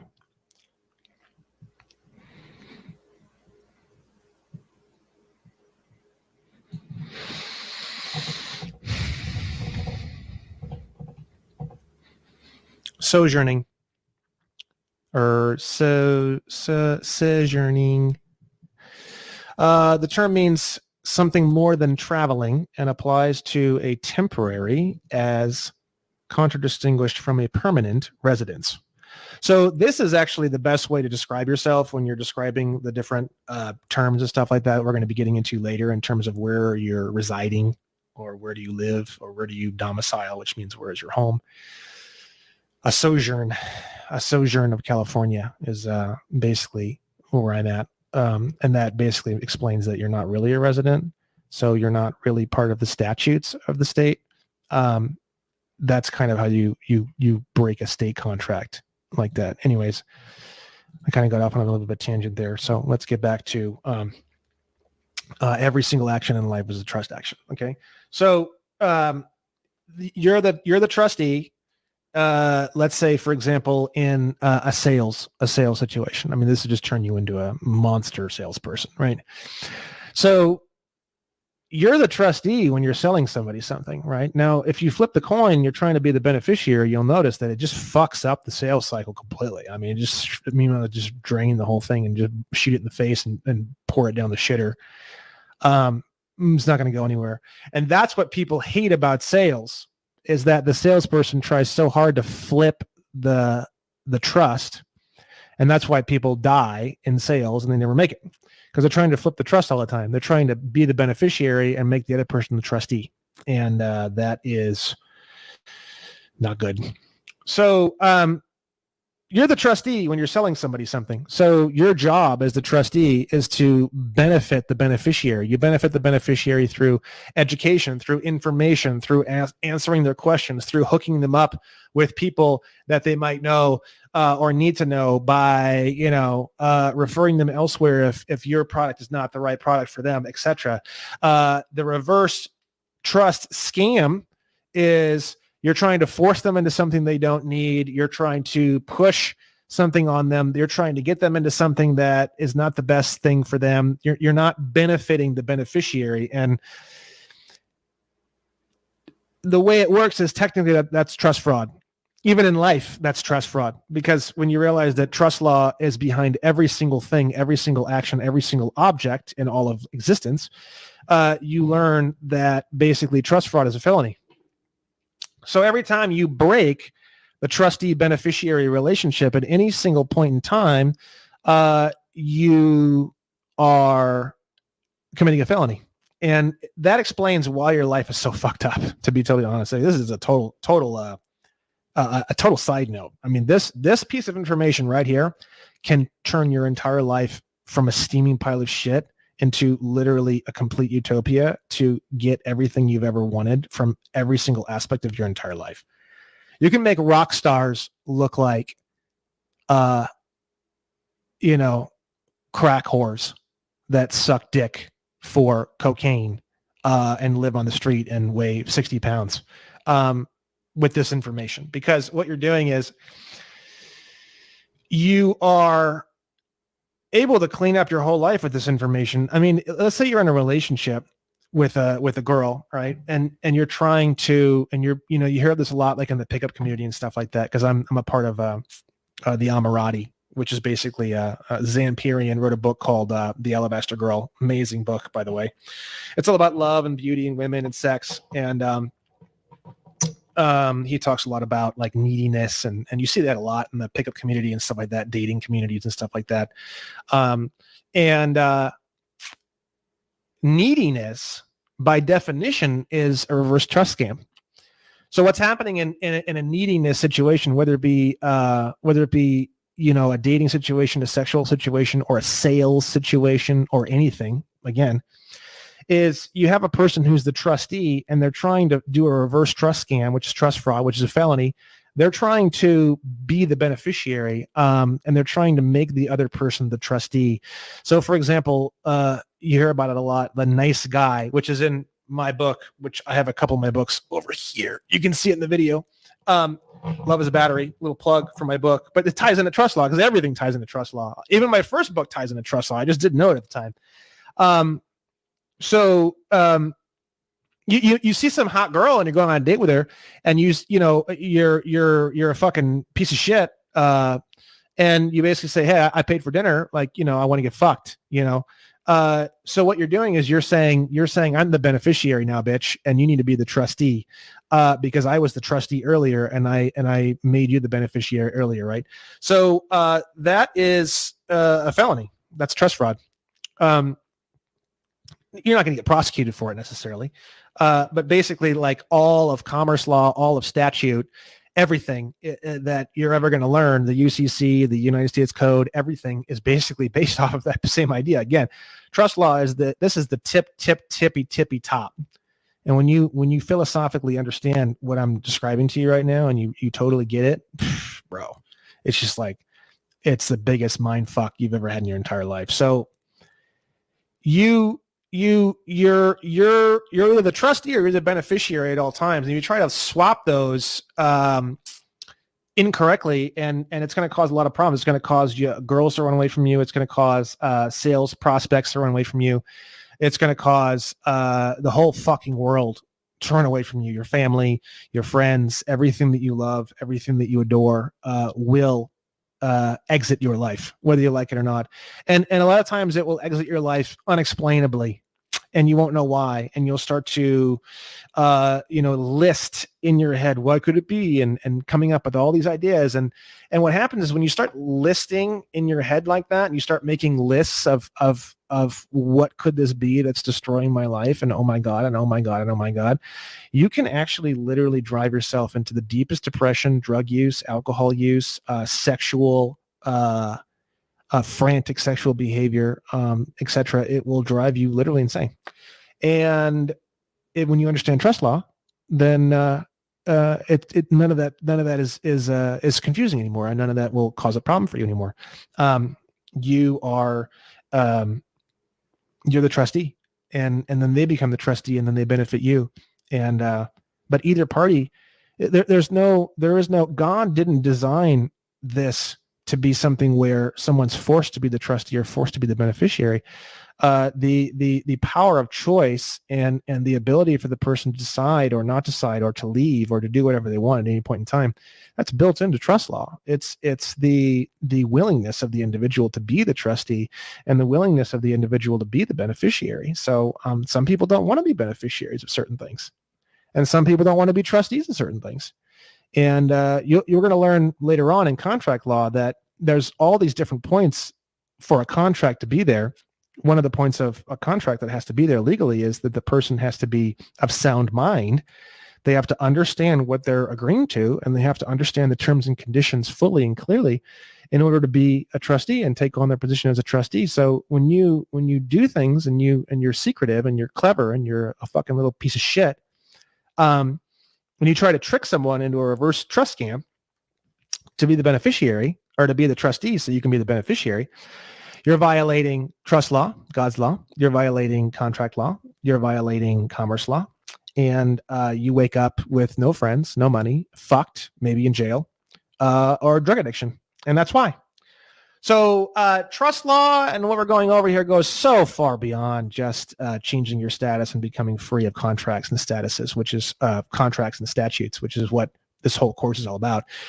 This is literally the core aspect of sanity and success itself.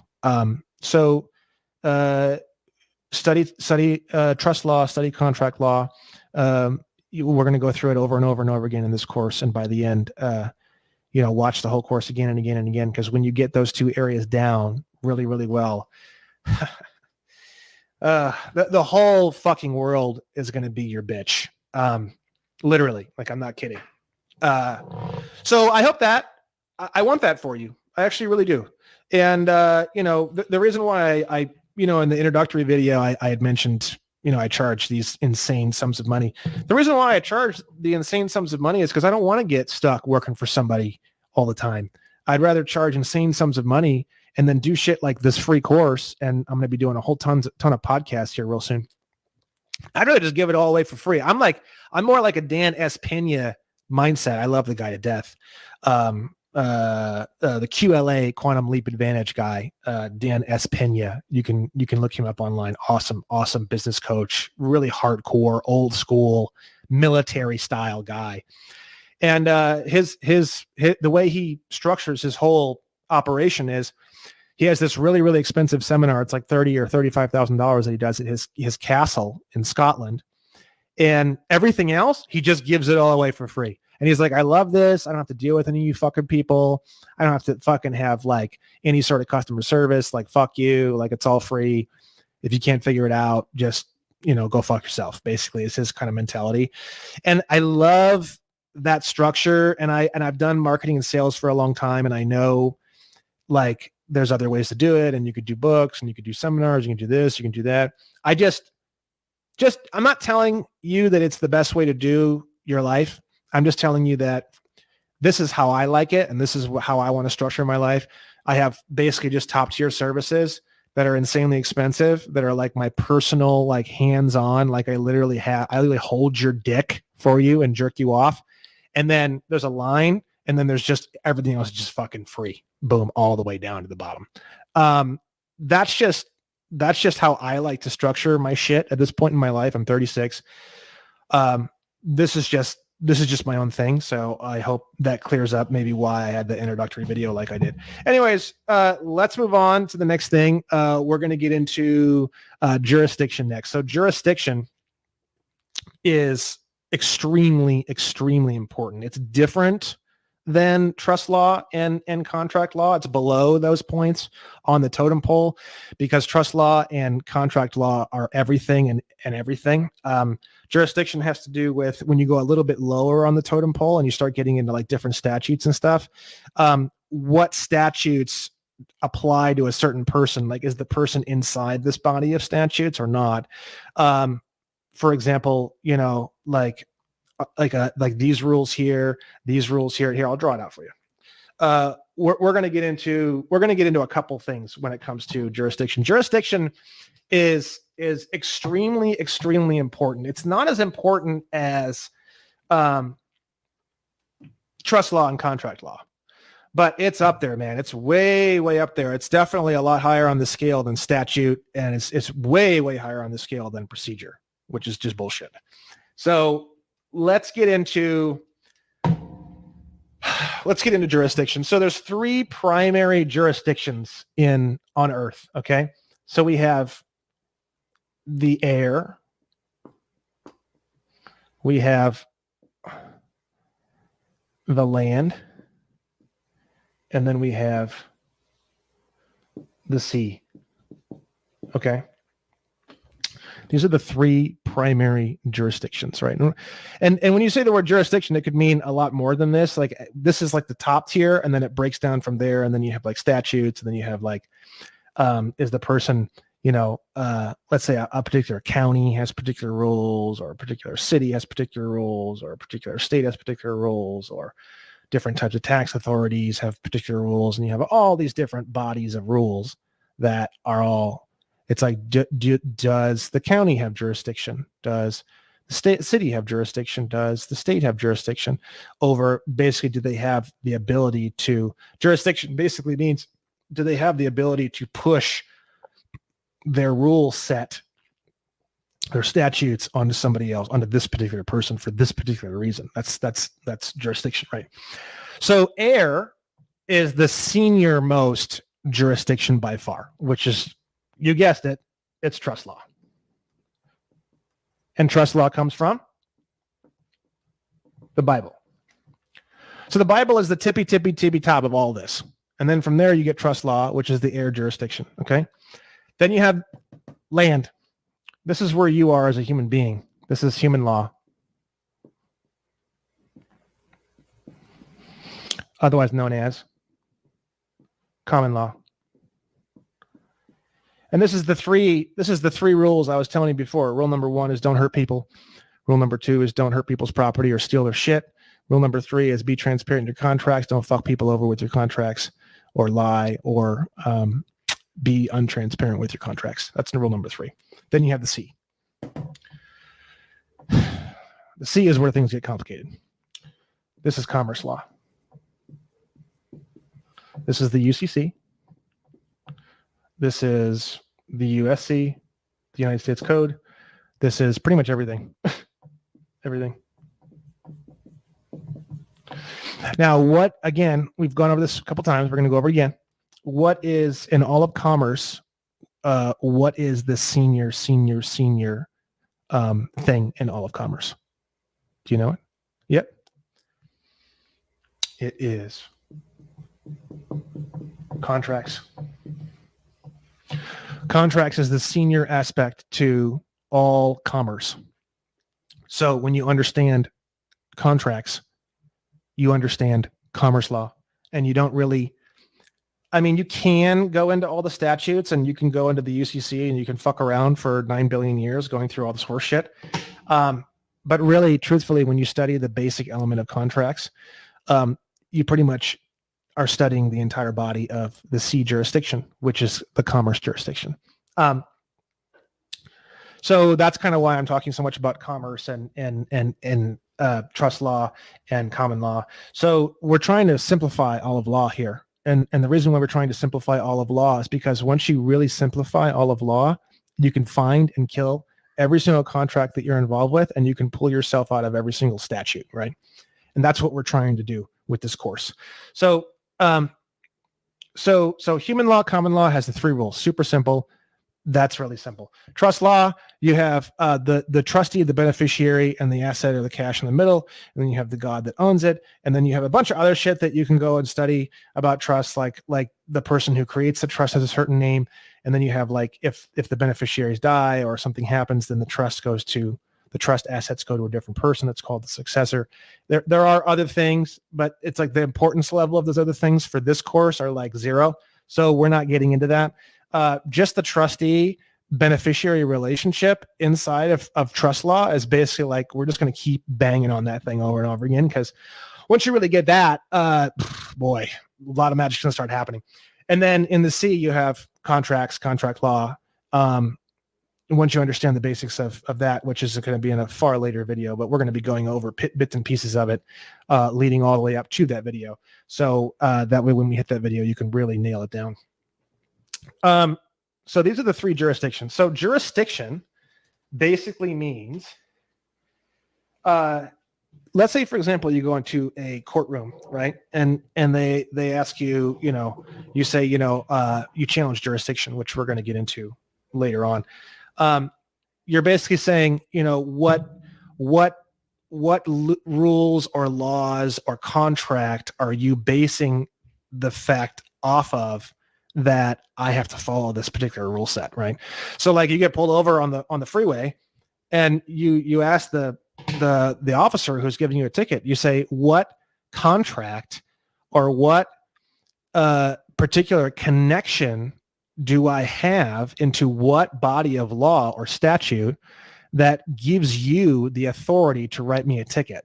Or a judge, like what authority do you have, or what contract do I have, or what aspect of my life do you know, or that factually gives you the right of authority to judge me and my life and what I'm doing in the rule set? That is what jurisdiction means, and that is what jurisdiction is. Okay, so jurisdiction is terrifically, horrifically important, because once you understand the different jurisdictions, which we're going to get into later, and once you understand how to deal with them, especially these three, which you pretty much already have it down because it's pretty simple. Once you really simplify the three jurisdictions, it's really not all that complicated. Again, we'll go over it again. Why not? We'll go over it over and over again. I don't give a fuck. Jurisdiction of the heir, which is the senior jurisdiction, is trust law, which is the trustee beneficiary relationship. That's it. That's it. Land, which is where humans are. They don't realize it, and in law they're not. All humans are in this category, and they don't realize it. And we're going to get into how to fix that. This is where you want to be. You want to be here and here. You really want to be in all three at the same time, but really this and this is where you start getting all your rights back, and you start pulling out of all the statutes. Okay. And we're going to go over all that. It's really not even that complicated. The land, human law, common law, the three rules. You have rule number 1, don't hurt people. Rule number 2, don't steal or damage their property. Rule number 3, be transparent in your contracts. Don't fuck people over in their contracts.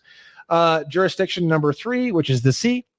It's commerce, and it's the UCC and the United States Code, and basically everything under the sun, moon, and stars that you've ever seen that's confusing. And the god of that area is contracts and contracts law and the structure of a contract and what it means to have a contract. So those are the three jurisdictions. Those are the three things that we're going to be going over in this course, so you can handle and control all three jurisdictions in your life. Okay.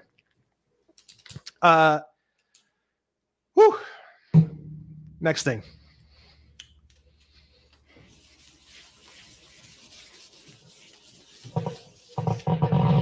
So the all capital name, which is Brandon Joe Williams in all capital letters, like we went over earlier. That's your vessel name. That's your fake name, your weirdo name, your name that is used. So okay, here we go.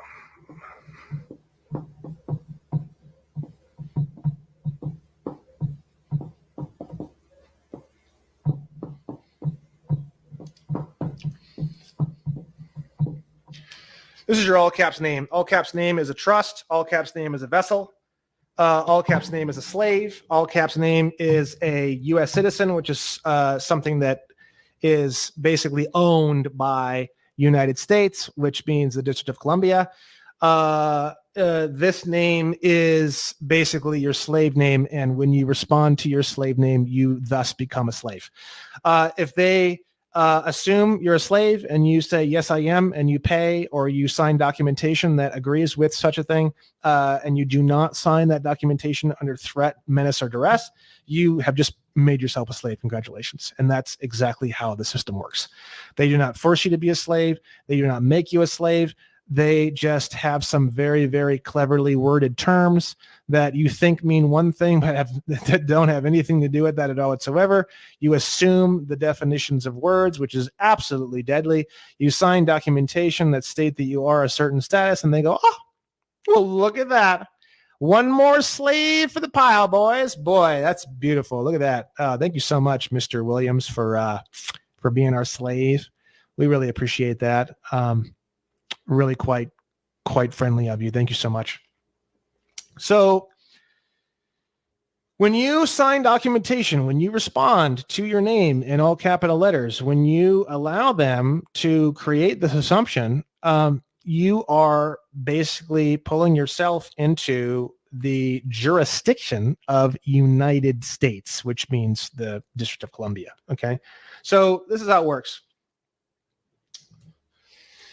I'm going to make a really, really, really piss poor drawing here. It's going to be awesome.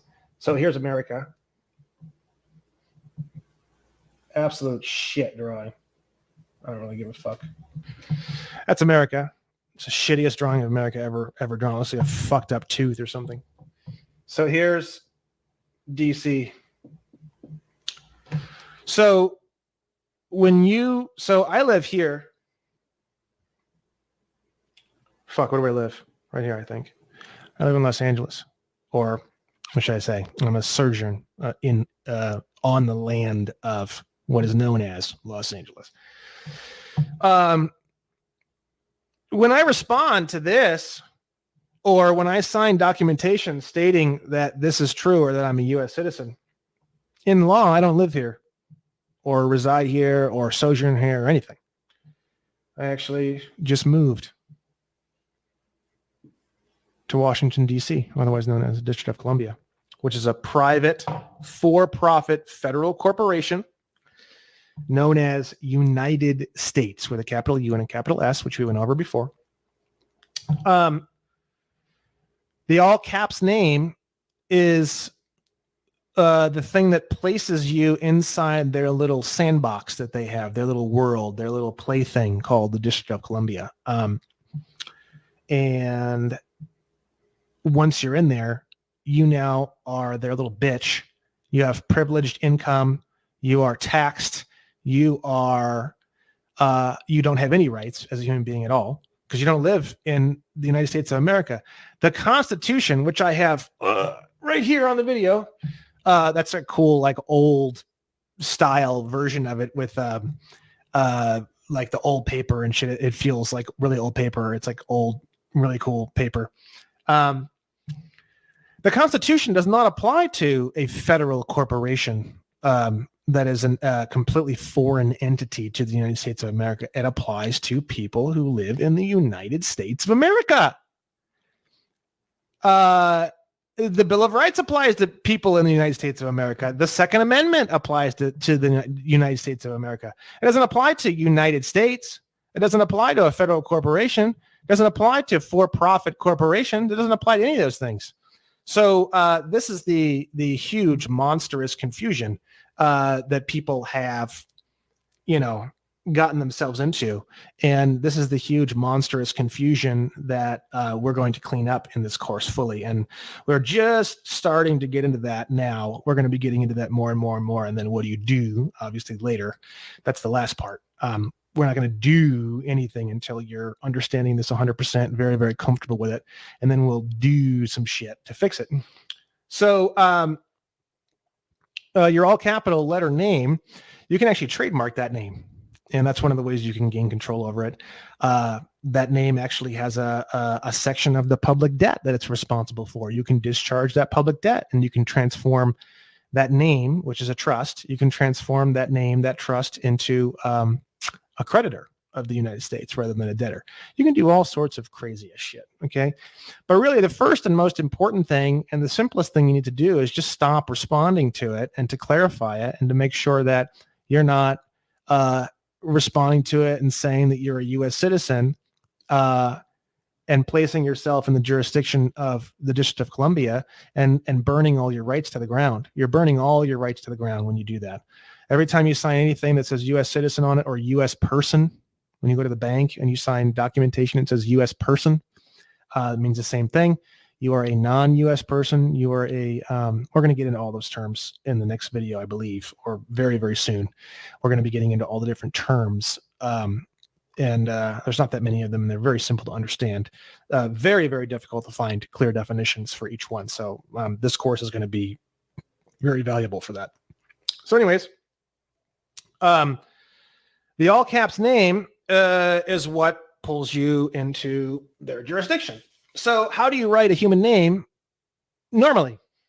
Well, it's very simple.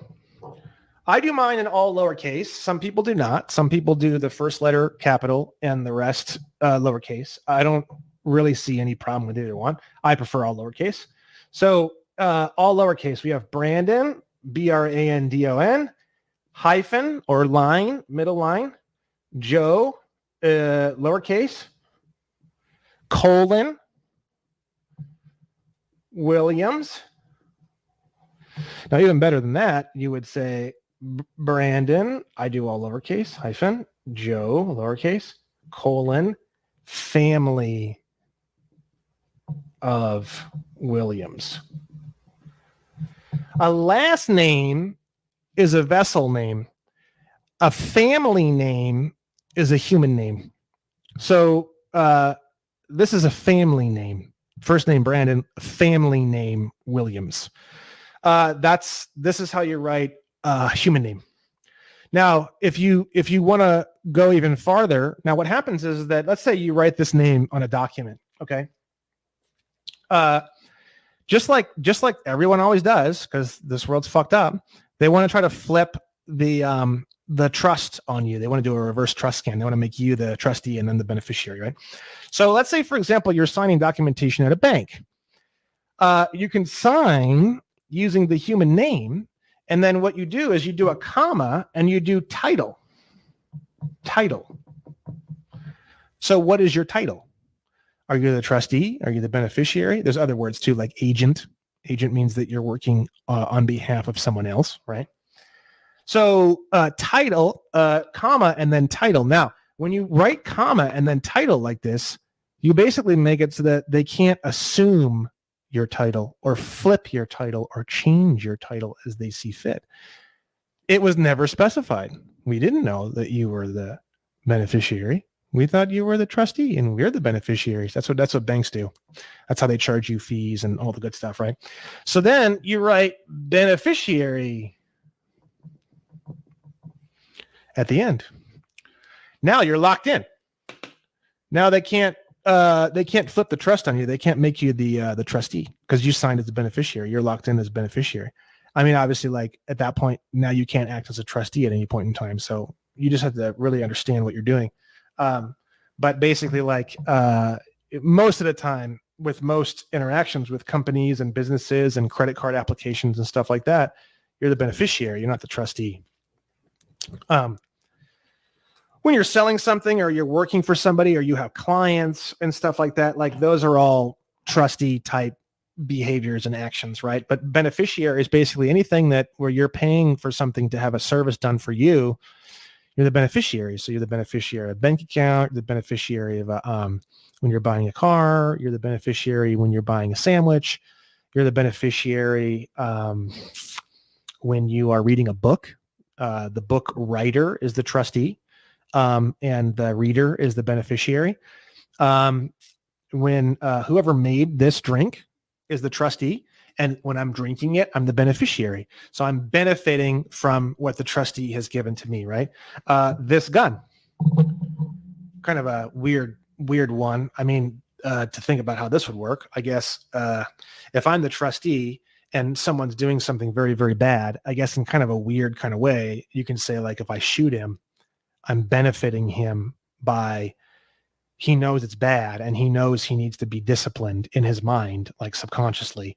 So it's kind of a weird one. This one's kind of a really tough example to give, but there's a lot of that. I mean, people do something bad, maybe even like an accident, something they didn't even mean to do. And they go, oh, I'm such a bad person and I deserve to have horrible things happen to me. And then before you know it, they're getting in accidents and they're falling and hurting themselves and breaking bones. And it's just really funny because trust law, that's all trust law in action. So I was a bad trustee. Let's translate that.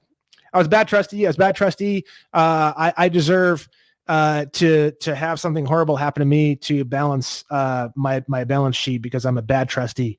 So now someone else is the trustee and they're the beneficiary of receiving something bad, which it's kind of a weird way to think about it, but in their fucked up mind, they're benefiting from something bad happening to them because they're trying to balance the books in their mind of some horrible thing that they did that they felt guilty about. They're trying to relieve that guilt by having something horrible happen to themselves. So it's kind of a weird, super fucked up way to think about it. But by getting shot in that situation in a really fucked up way, they are the beneficiary. And the person who's shooting them is the trustee because they're benefiting by relieving the previous guilt No matter what you think of, no matter what you're trying to look at or analyze, it always